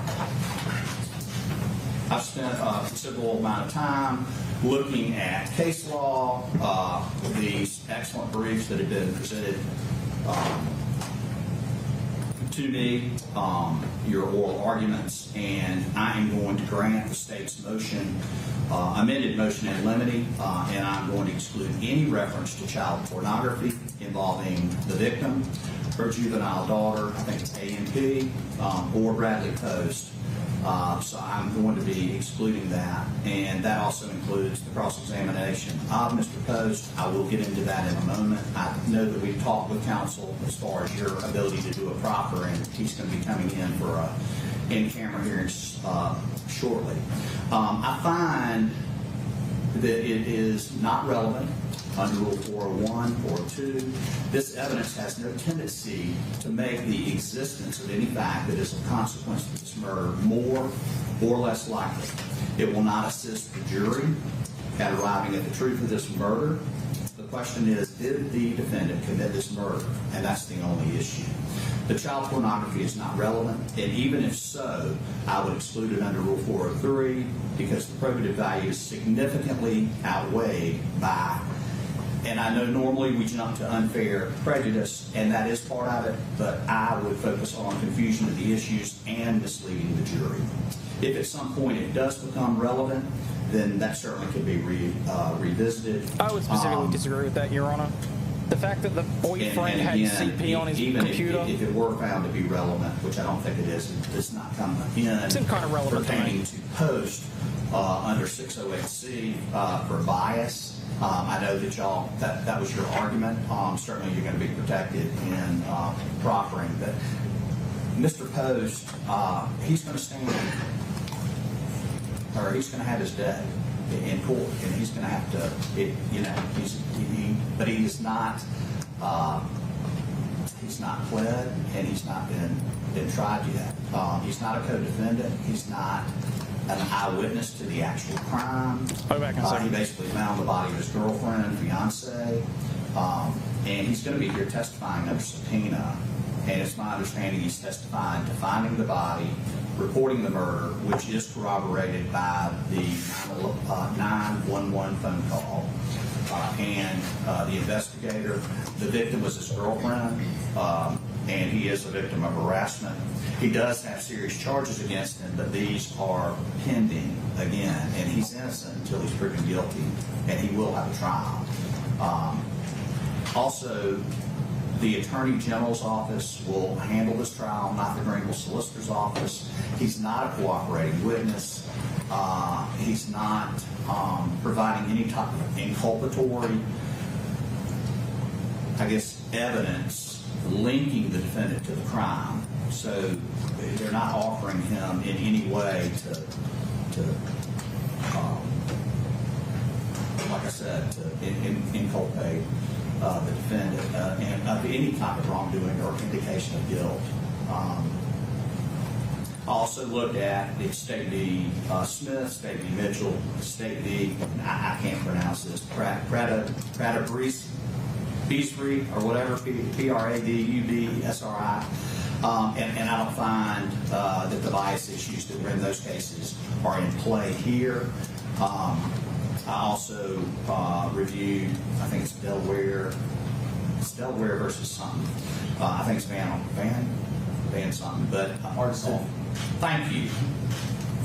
Defense can ask Mr. Post if he has any pending charges, but not go into the specific charges. Certainly on the proffer, there will be certain allowance, but I do have the right to impose a limit on the scope of defense counsel's cross-examination and not violate the confrontation clause. And that would be under the another wonderful hard pronunciation, but the Friedrich, F-R-E-I-T-E-K-H case. Also, it would be consistent with Rule 611A. Okay.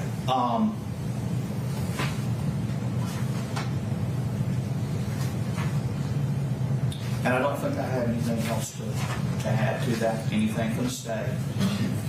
Nothing from the state, Your Honor. So your wish now is to allow Brad Post to offer his testimony?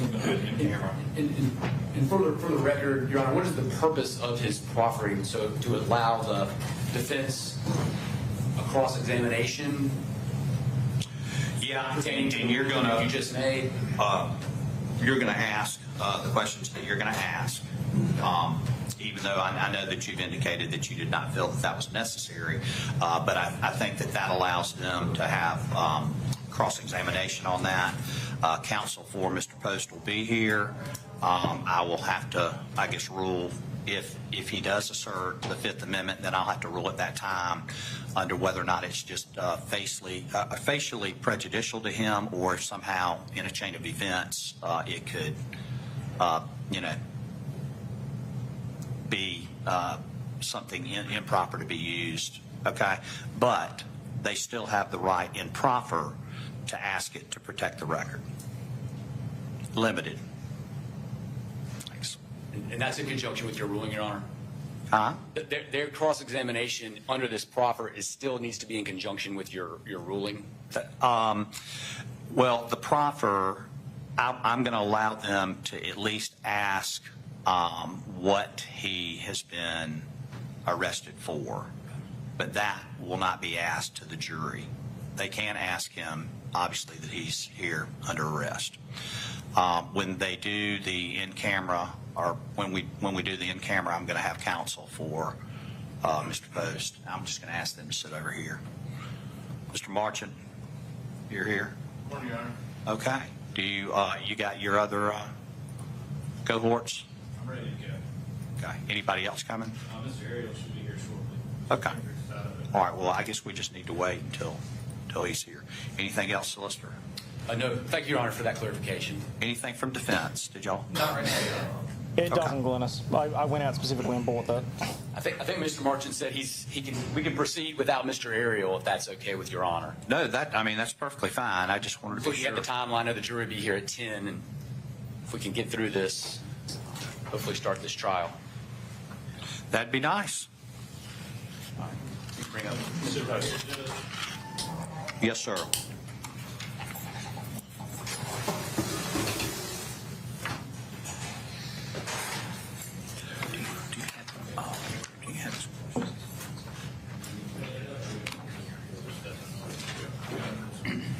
Honestly, Barb, I'm nervous. I think this is the first time I've ever done a perfect grade, so it's not like this is going to be...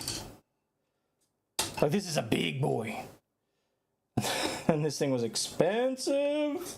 Like, this is the one that I got as a Christmas present from Lady Overlaw'd. And I've been wanting to put it together for ages. Here, I appreciate it. I had legal matters that I had to take up with the attorneys in this matter.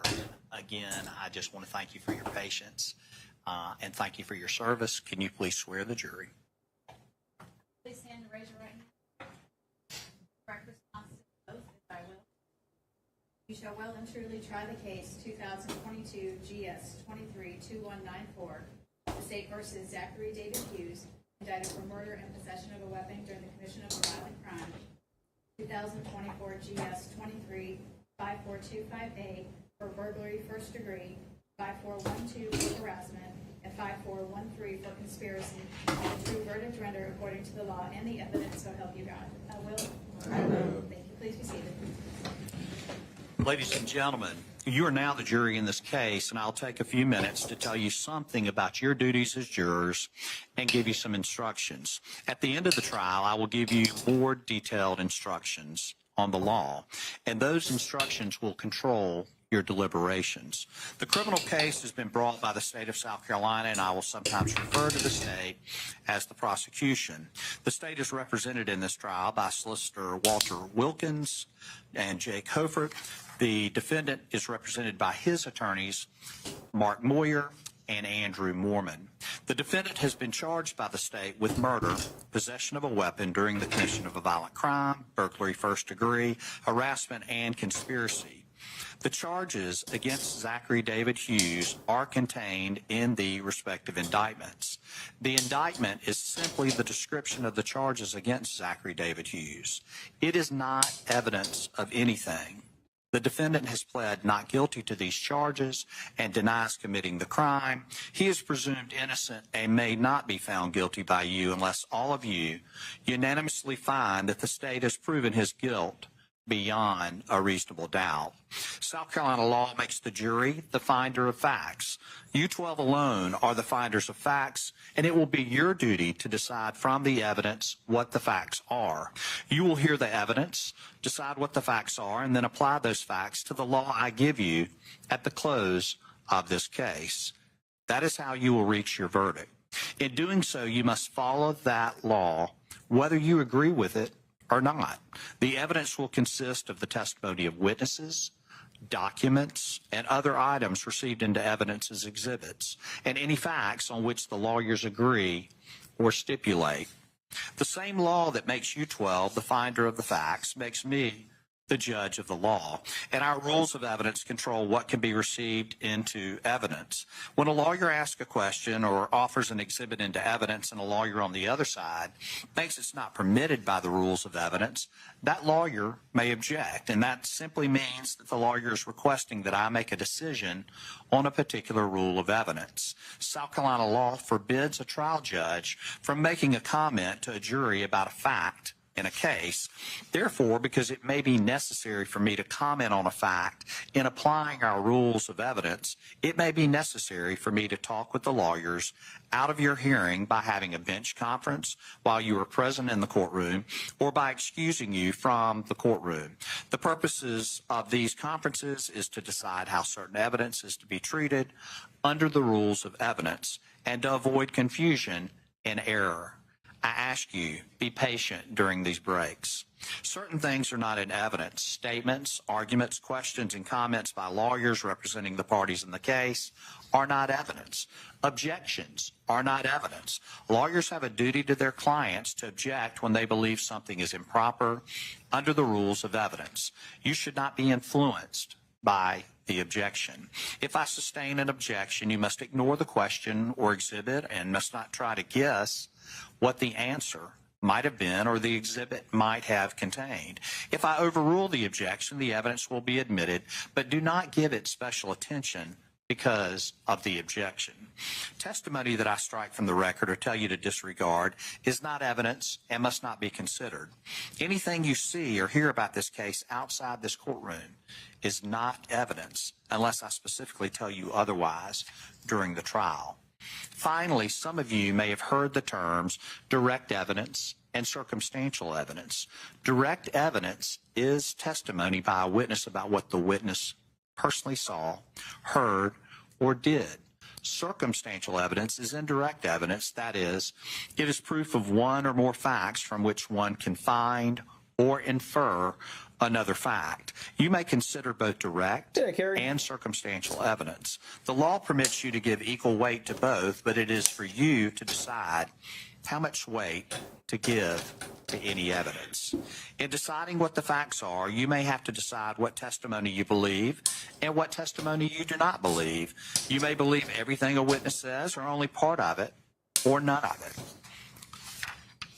In deciding what to believe, you may consider a number of factors, including the following: the witness's ability to see or hear or know the things the witness testifies to, the quality of the witness's memory, the witness's manner while testifying, whether the witness has an interest in the outcome of the case or any motive, bias, or prejudice, whether the witness is contradicted by anything the witness said or wrote before trial or by other evidence, and lastly, how reasonable the witness's testimony is when considered in light of other evidence which you believe.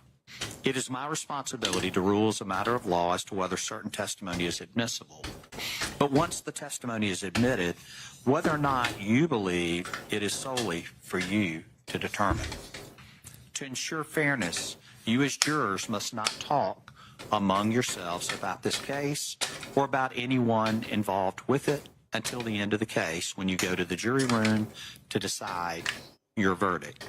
Do not talk with anyone else about this case or about anyone who has anything to do with it until the trial is ended and you have been discharged as jurors. Anyone includes members of your family and your friends. You may tell them that you're a juror, but do not tell them anything about the case or discuss it until after you have been discharged as a juror. Do not let anyone talk to you about the case or about anyone who has anything to do with it. If someone should try to talk to you, please report it to me immediately. During the trial, do not talk with or speak to any of the parties, lawyers, or witnesses involved in this case. You should not even pass the time of day with any of them. It is important not only that you do justice in this case, but that you also give the appearance of doing justice. If a person from one side of the case sees you talking to a person from the other side, even if it is simply to pass the time of day, an unwarranted and unnecessary suspicion about your fairness might be aroused. If any lawyer, party, or witness does not speak to you when you pass in the hall, ride, the elevator, or the like, it is because they are not supposed to talk to you or visit with you pursuant to my instructions. Do not read any news stories or articles, watch TV about this case or about anyone involved with it, or listen to any radio or television reports, podcast, anything of the like about this case, any social media, or about anyone involved with it. Do not do any research on the internet about anything in the case or consult blogs or dictionaries or other reference materials, and do not make any investigation about this case on your own. I don't know it specifically, Kerry, but my understanding is that they're doing well. As the jurors in this case. Do not make up your mind about what the verdict should be until after you have gone to the jury room to discuss this case with your fellow jurors. Keep an open mind until then. I'm often asked about note-taking. You are not able to take notes during the trial of this case, and the reason is that I want you to pay close attention to each witness as he or she testifies and not be fixated on taking copious notes. The first step in the trial will be the opening statements. The state in its opening statement will tell you about the evidence that it intends to put before you so that you will have an idea of what the state's case is going to be. Just as the indictment is not evidence, neither is the opening statement evidence. Its purpose is only to help you understand what the evidence will be and what the state will try to prove. And after the state's opening statements, defendant's attorney may, if he chooses, make an opening statement, and at this point in the trial, no evidence has been offered by either side. Next, the state will offer evidence that it says will support the charges against the defendant. The state's evidence in this case will consist of the testimony of witnesses and may include... I'm just saying, like, I know that he's just reading directly off of the precedent sheet for jury instructions, but I already like this guy. Like, he like, this is what I imagine when I hear the stereotypical, like, Southern gentleman. So... documents and other exhibits. I remind you that the defendant is presumed innocent, and the state must prove the guilt of the defendant beyond a reasonable doubt, and the defendant does not have to prove his innocence. On both sides, the state and the defense will each be given time for their final arguments. I just told you that the opening statement by the lawyers are not evidence, and the same applies to the closing arguments. They are not evidence. In their closing arguments, the lawyers for each side will attempt to summarize and help you understand the evidence that was presented. The final part of the trial occurs when I instruct you about the rules of law that you are to use in reaching your verdict. After hearing my instructions, you will leave the courtroom together to make your decisions. I will inform you when you can begin deliberating. It is your added duty, Ms. Foreperson, to preside in the jury room and be the jury spokesperson here in court. It will also be your duty to write the verdict, but I will give you further instructions about that at the conclusion of the case. We will now begin the trial. State. Your Honor, may it please the court.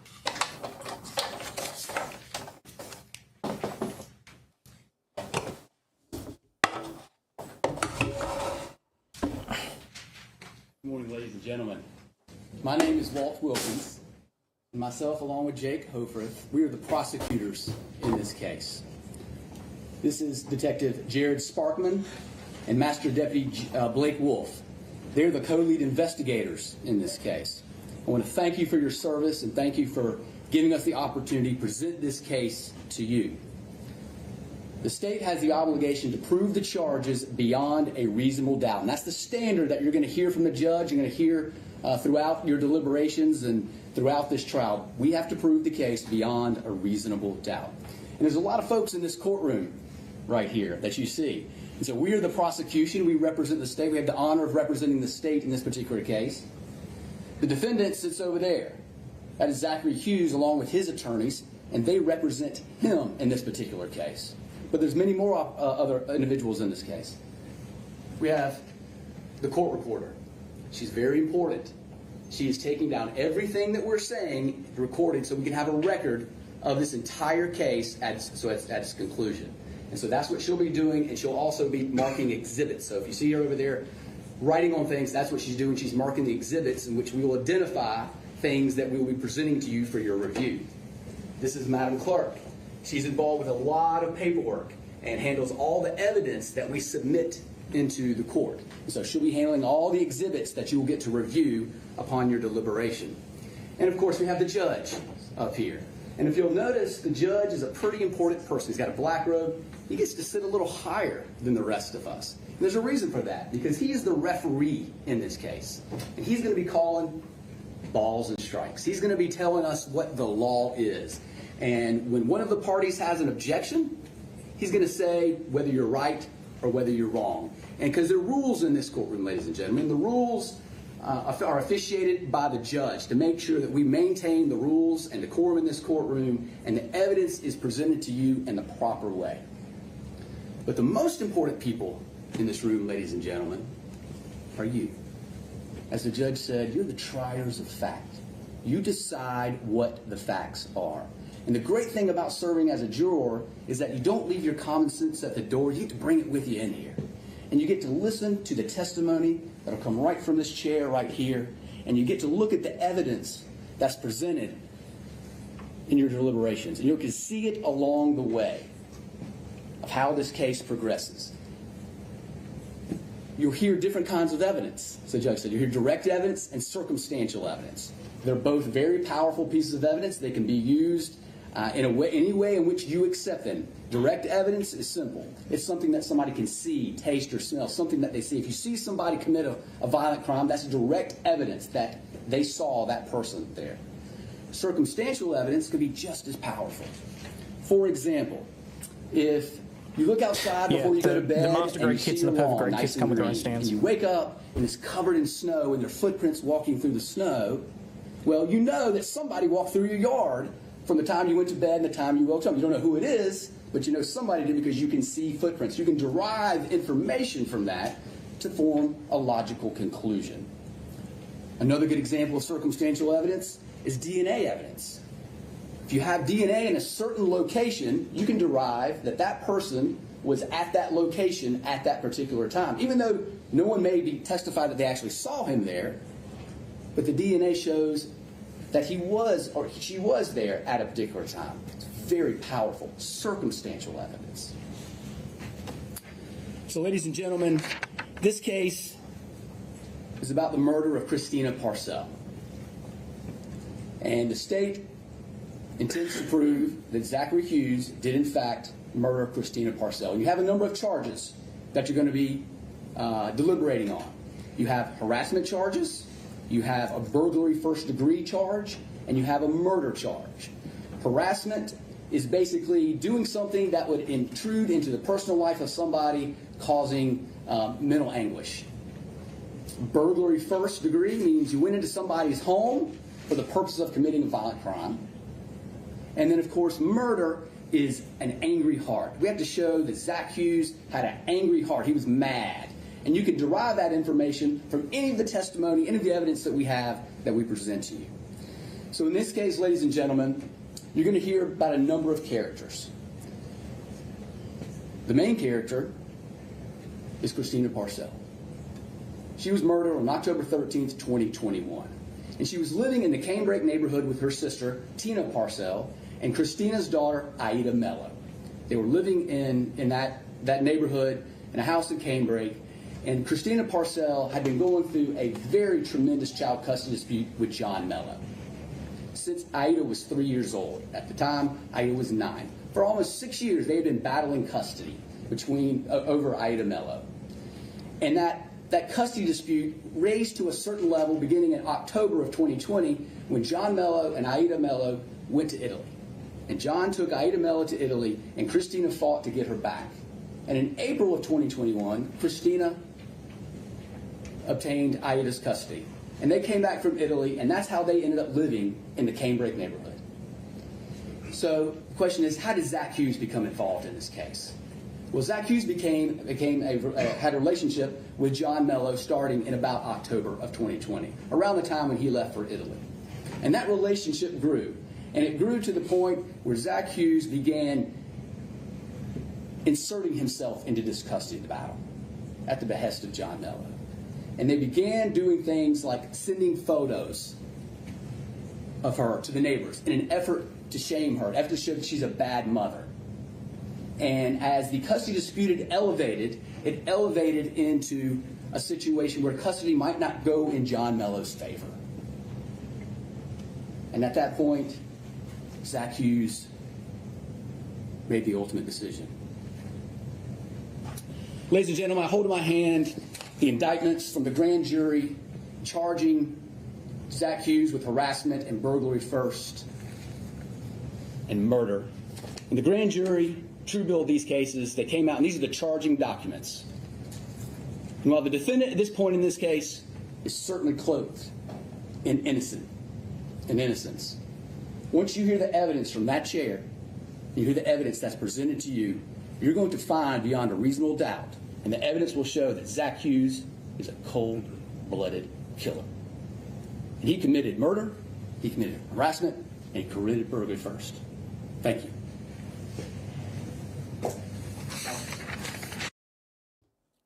Not gonna lie, not particularly. Julia, probably no direct spoilers, but if you can give contextual stuff, feel free. But just nothing direct, you know. I wasn't particularly moved by that, I'll be perfectly honest. Just standard prosecutorial opening, as you said, treated the jurors like toddlers, which, to be fair, some people do need it. But he hasn't really walked through what I would have expected either. So, Hey, Your Honor, may it please the court, the defense is going to defer opening until our case. Thank you. Which is your right. State. All right, Your Honor. The state calls Sarah Young.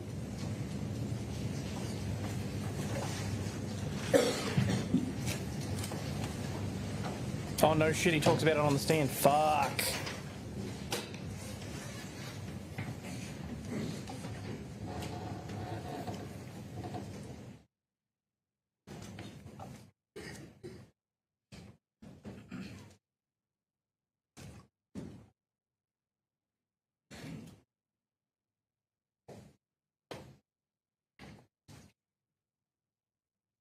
No, it's fine, Julia. I sort of assumed that was going to come in anyway, so if people know, they know.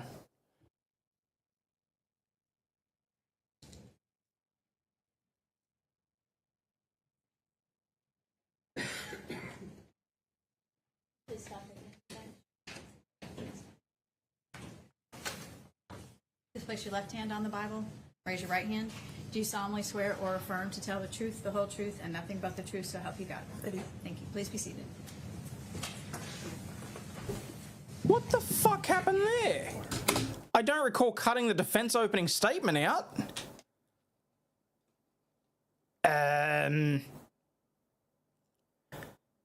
Did they skip and go directly to the case? Is that what he said that they were going to do? I must have missed it. God, I hope I didn't accidentally cut it out.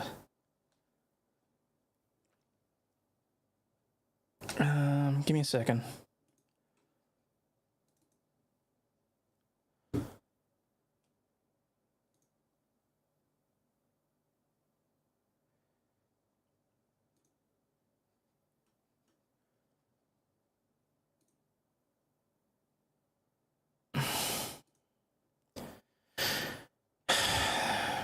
Apparently VLC is going to kill me on this.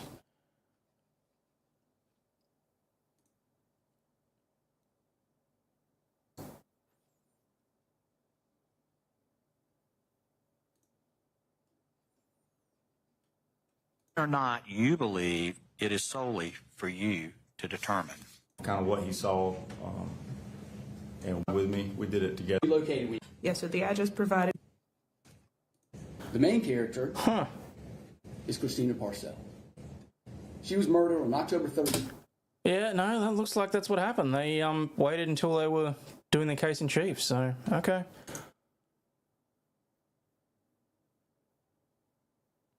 Okay. How did you? 2020. Sorry for messing that up, peeps. Right hand. Do you solemnly swear or affirm to tell the truth, the whole truth, and nothing but the truth, so help you God? I do. Thank you. Please be seated.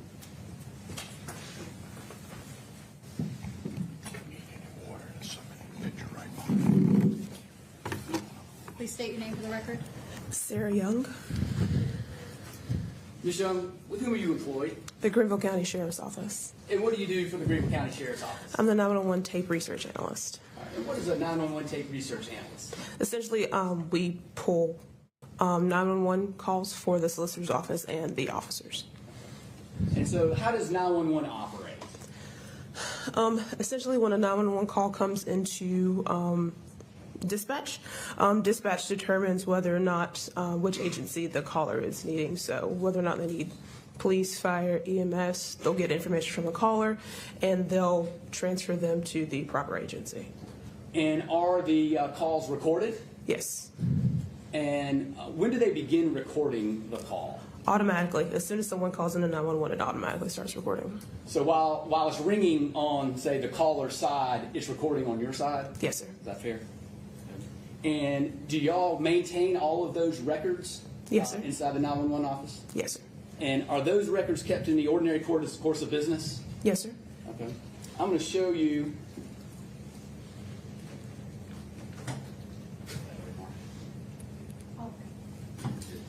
I'm going to show you what's been marked as State's Exhibit number 7 and ask you if you recognize that.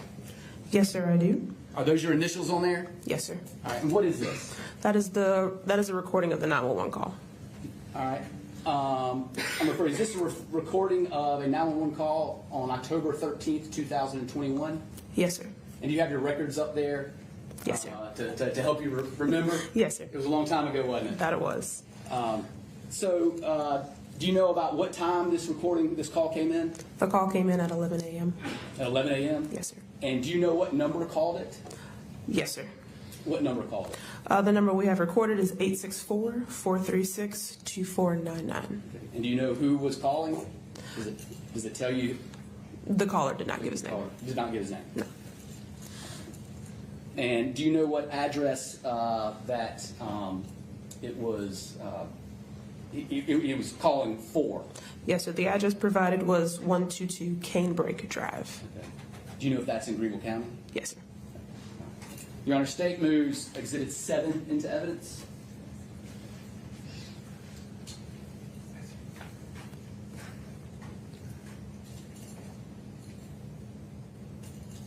We have no objection, Your Honor. Without objection, State's number 7 comes into evidence. Now, the State would like to publish it.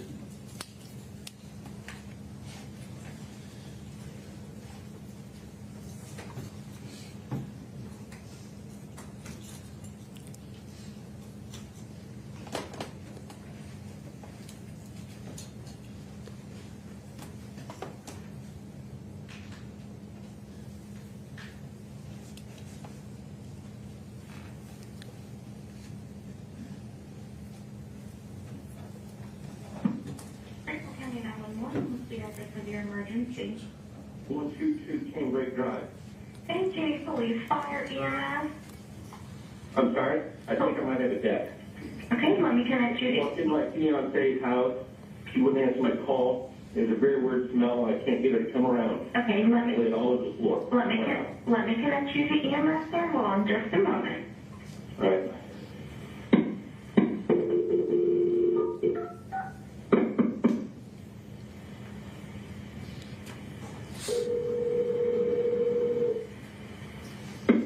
Fire. What's the address of the emergency?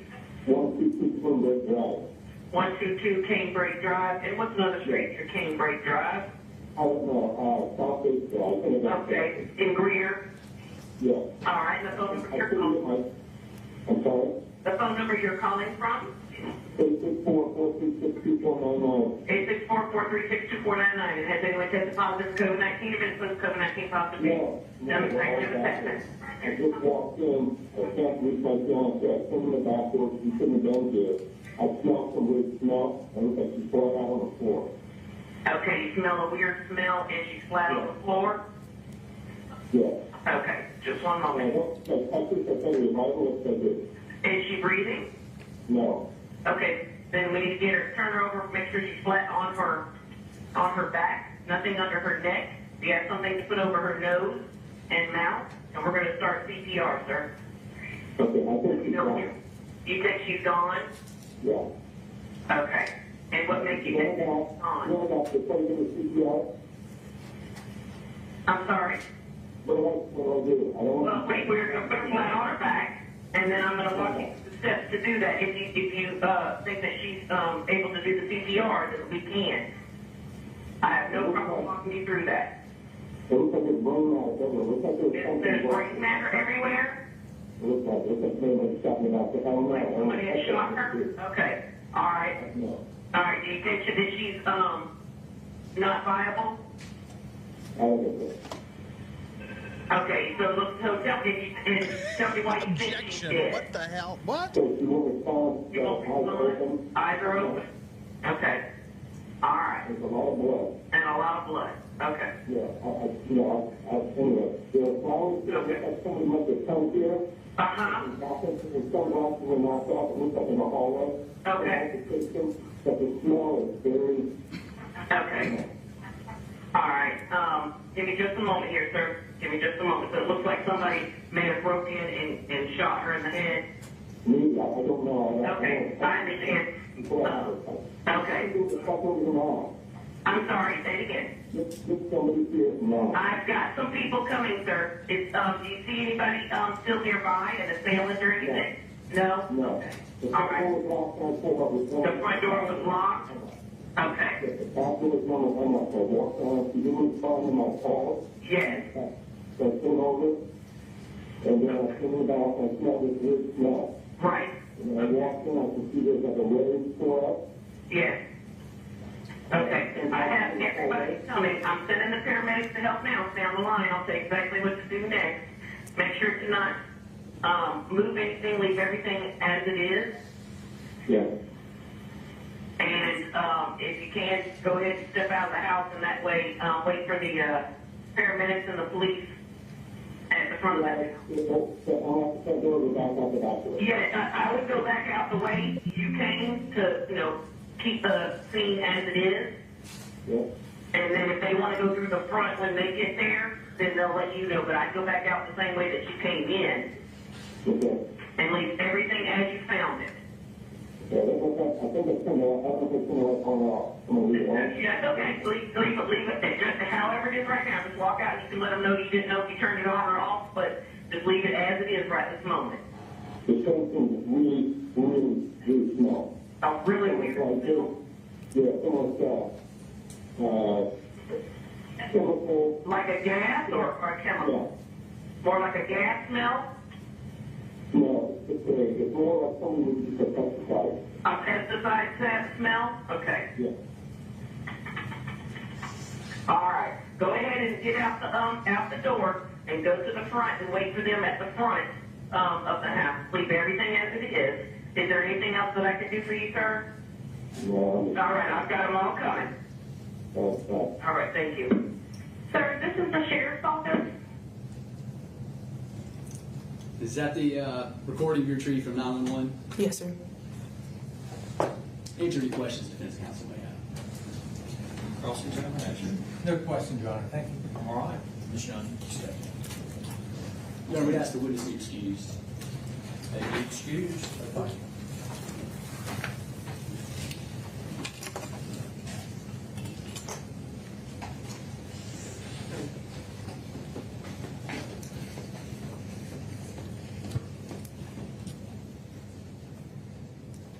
Okay, as usual, Foundation bringing in the individual that took the call. State would call Deputy Chris Robinson.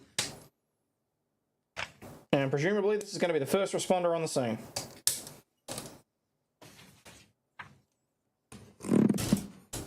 What the fuck was that?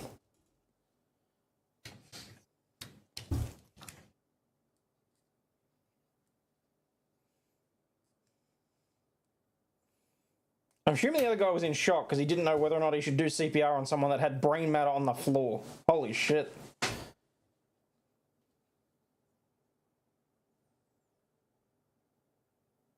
Oh, fruit nugget, that was the wrong one. Oh wait, no it's not. Wait, is it? Yeah, that's the wrong one.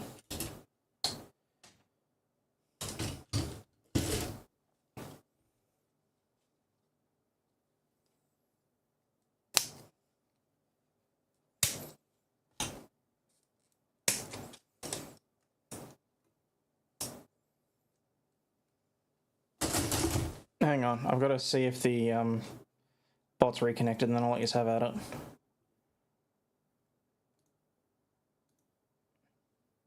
Solemnly swear or affirm to tell the truth, the whole truth, and nothing but the truth, so help you God. I do. Thank you. Alright, looks like we're connected. Just try not to go too nuts with the ones that interrupt the stream, because I'm trying to...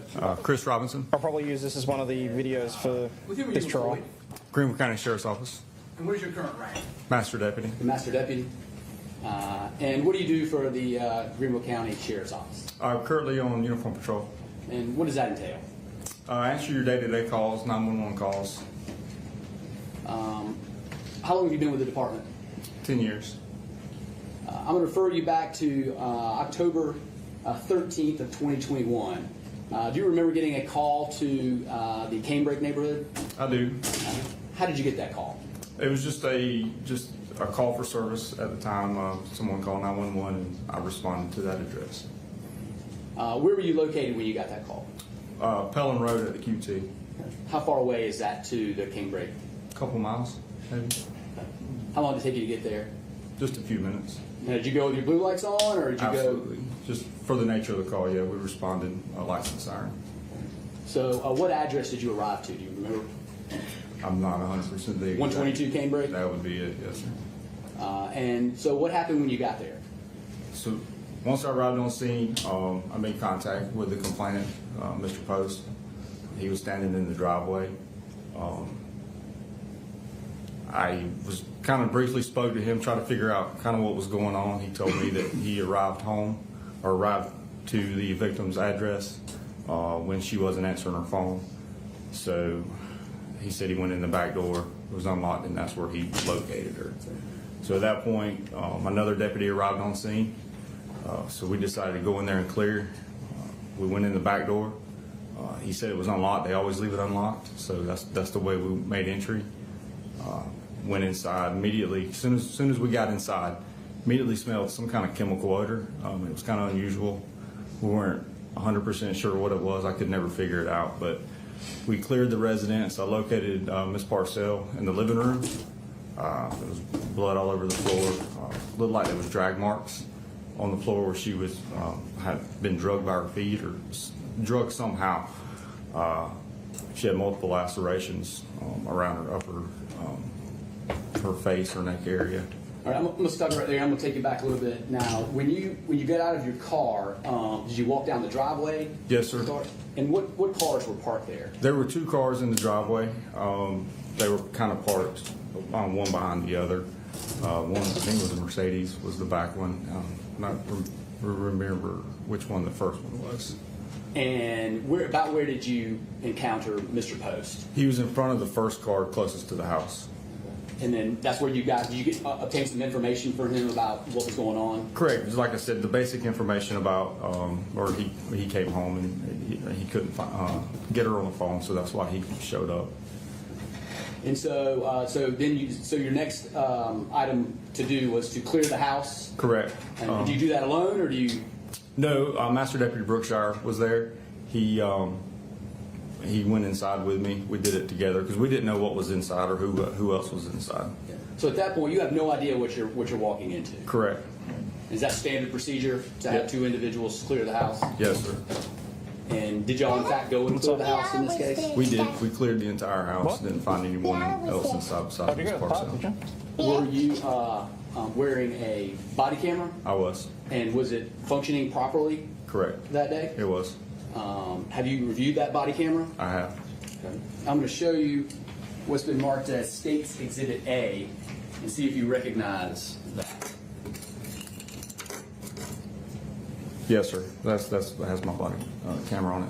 I signed it there. Those your initials right there? Yes, sir. Okay. So, is this your body camera that you were wearing that day? Yes, sir. When you made a call to 122 Cambridge? Yes, sir. Your Honor, State moves Exhibit 8 into evidence. No objection, Your Honor. Exhibit A comes into evidence. All right. Master Deputy, I'm going to show you this body camera, and we can start and stop it. I want you to kind of walk us through what you're doing and what you see as you're going through and you're clearing the scene with Officer Brookshire. Yes.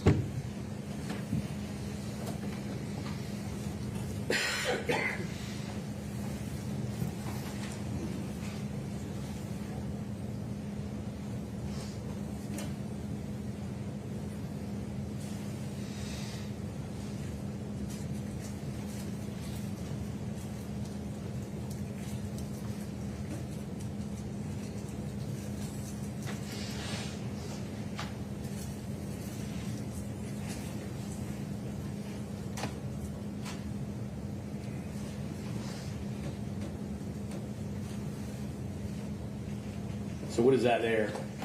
That's us arriving on scene, or me arriving on scene, to 122 Cambridge. All right, and so is that the first time you saw this location? Yes, sir. Okay. And are those the two cars right there that you can see the silver one in the front? Correct. Yes, sir. And there was a red one behind it, I believe. All right. And is that where you encountered Mr. Post? Yes, sir, initially.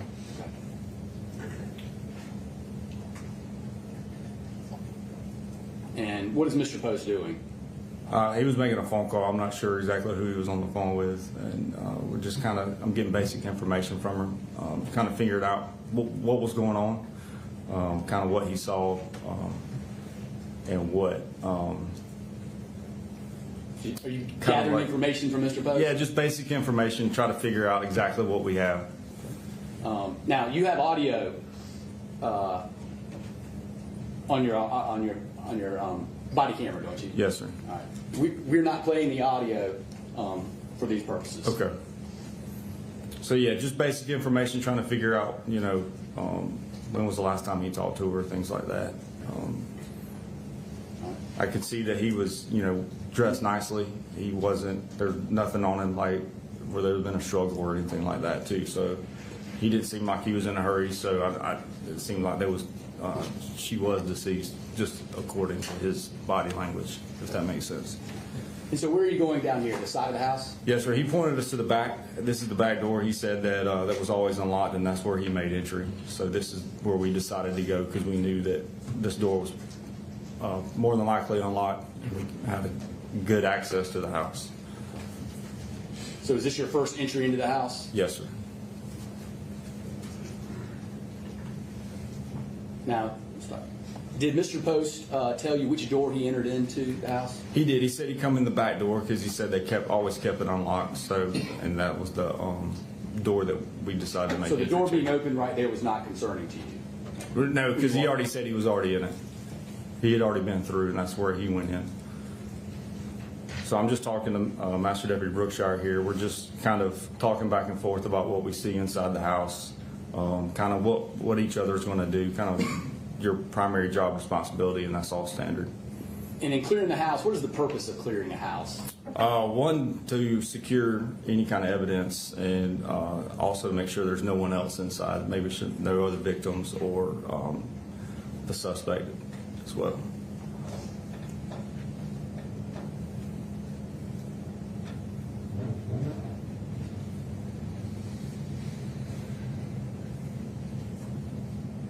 So where is Deputy Brookshire? He's to my right. He's holding on. There's a hallway on the right side of the house. So where did you just see right there? Miss Parcell's body. Okay, so that was the room where you found Christina Parcell? Correct, in the front living room area.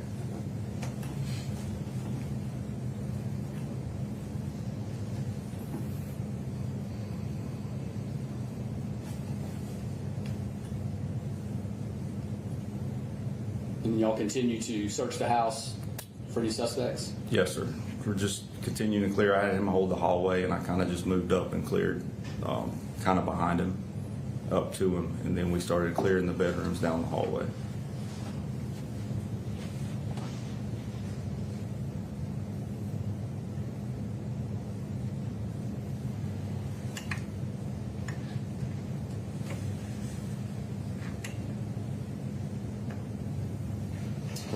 We're just sitting there just kind of talking our way through this, kind of, hey, what do you see? And are you conscious not to disturb any part of the crime scene as well, as best you can? Correct. Try not to touch anything. Obviously, opening the doors or whatnot, we kind of have to push them open. But we're not kind of rummaging through anything or opening any drawers, or we're just looking for humans at this point, so the big areas where somebody could hide.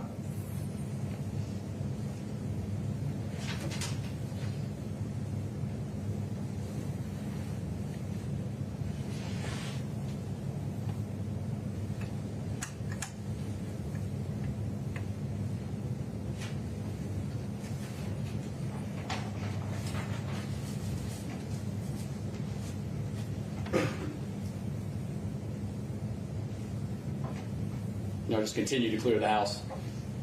Yes, sir. I believe that was the last bedroom that we cleared at that point. I believe I come out and we secure the house so nobody goes in or out.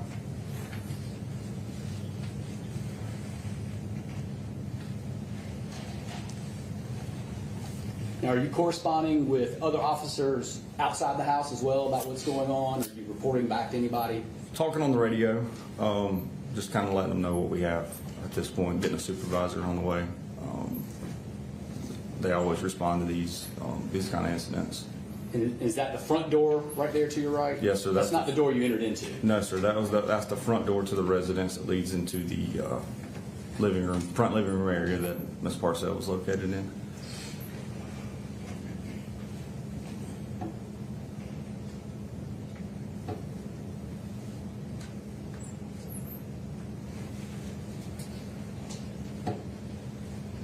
this point, I'm just checking to make sure there's no signs if we need to render any kind of medical aid.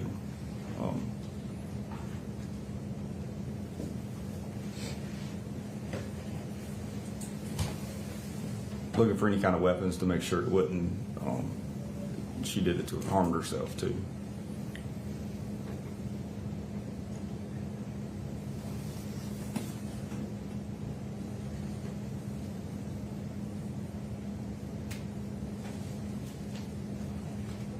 And then now are y'all exiting the back door? The back door.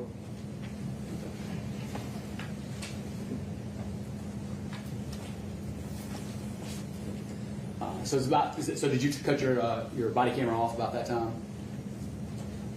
Or let me ask you this. That's about when you finished clearing the house. Correct. All right.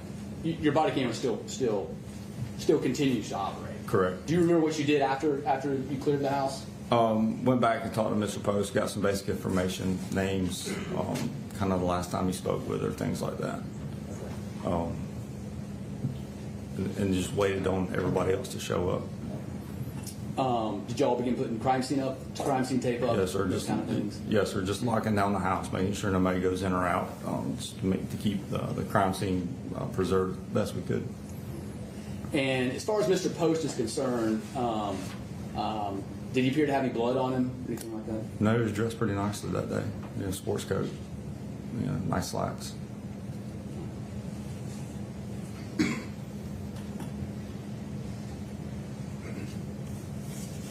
Could just answer any questions. All right, cross-examination. Yeah, please, the court. Just curious, Deputy Robinson, at the time this happened, were you a master deputy? I was.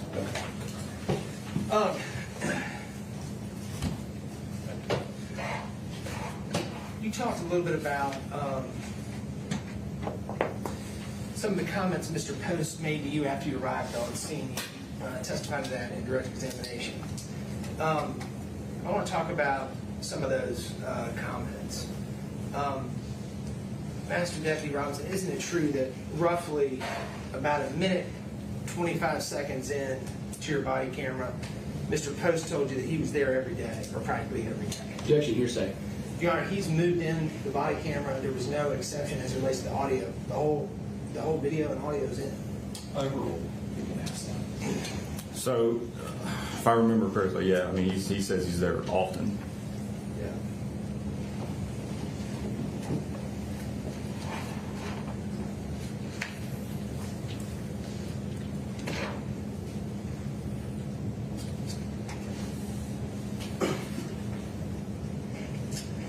Isn't it true that roughly at about 12 minutes and 45 seconds in, somewhere in there, Mr. Post told you that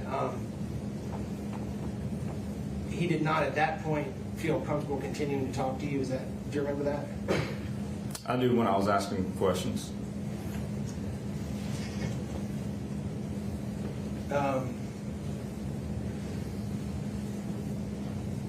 And isn't it true that while you were talking to him, he directed you to another deputy, a Deputy Dan Bevel? You might know more about the situation. Is that true? Do you remember that? At about 13 minutes and 35 seconds in, roughly? I believe that was with a different case. But while you were there that day, isn't it true that Mr. Post directed you to Deputy Bevel as someone who might know more about this case? Is that true? Not about this direct case, but I guess he's been involved with the victim before.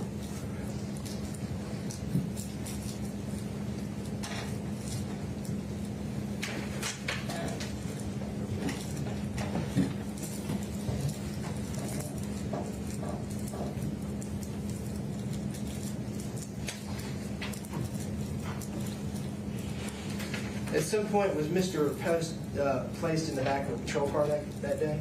He was. He was the first one to find her, so standard procedure just to kind of detain him until investigators could arrive to speak with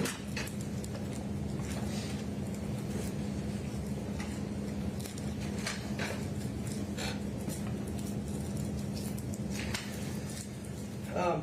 And at the time, isn't it true that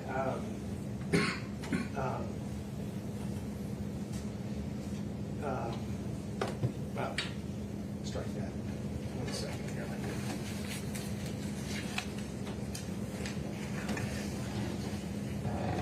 Yeah, I don't have anything else. Okay, thank you. Can you redirect? No redirection. Thank you.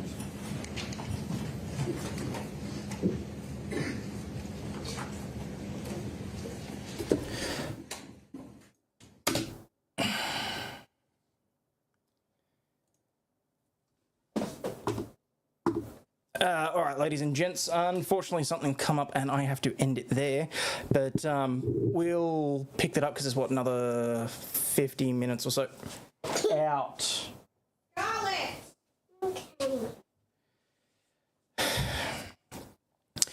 But we'll probably pick that up either tomorrow or maybe even in the car on Monday. But anyway, as always, please remember you are not a piece of shit. You have value and do contribute to society, especially for being here and for keeping me company and for enjoying the coverage. So thank you so much. But as always, stay healthy, wealthy, and wise, and I'll catch you all on the flip side. Cheers, peeps. And again, on your way out, please do me the favor of hit the like and subscribe button if you're so inclined. It costs nothing. It's absolutely free. And we'll be friends forever. Bye now.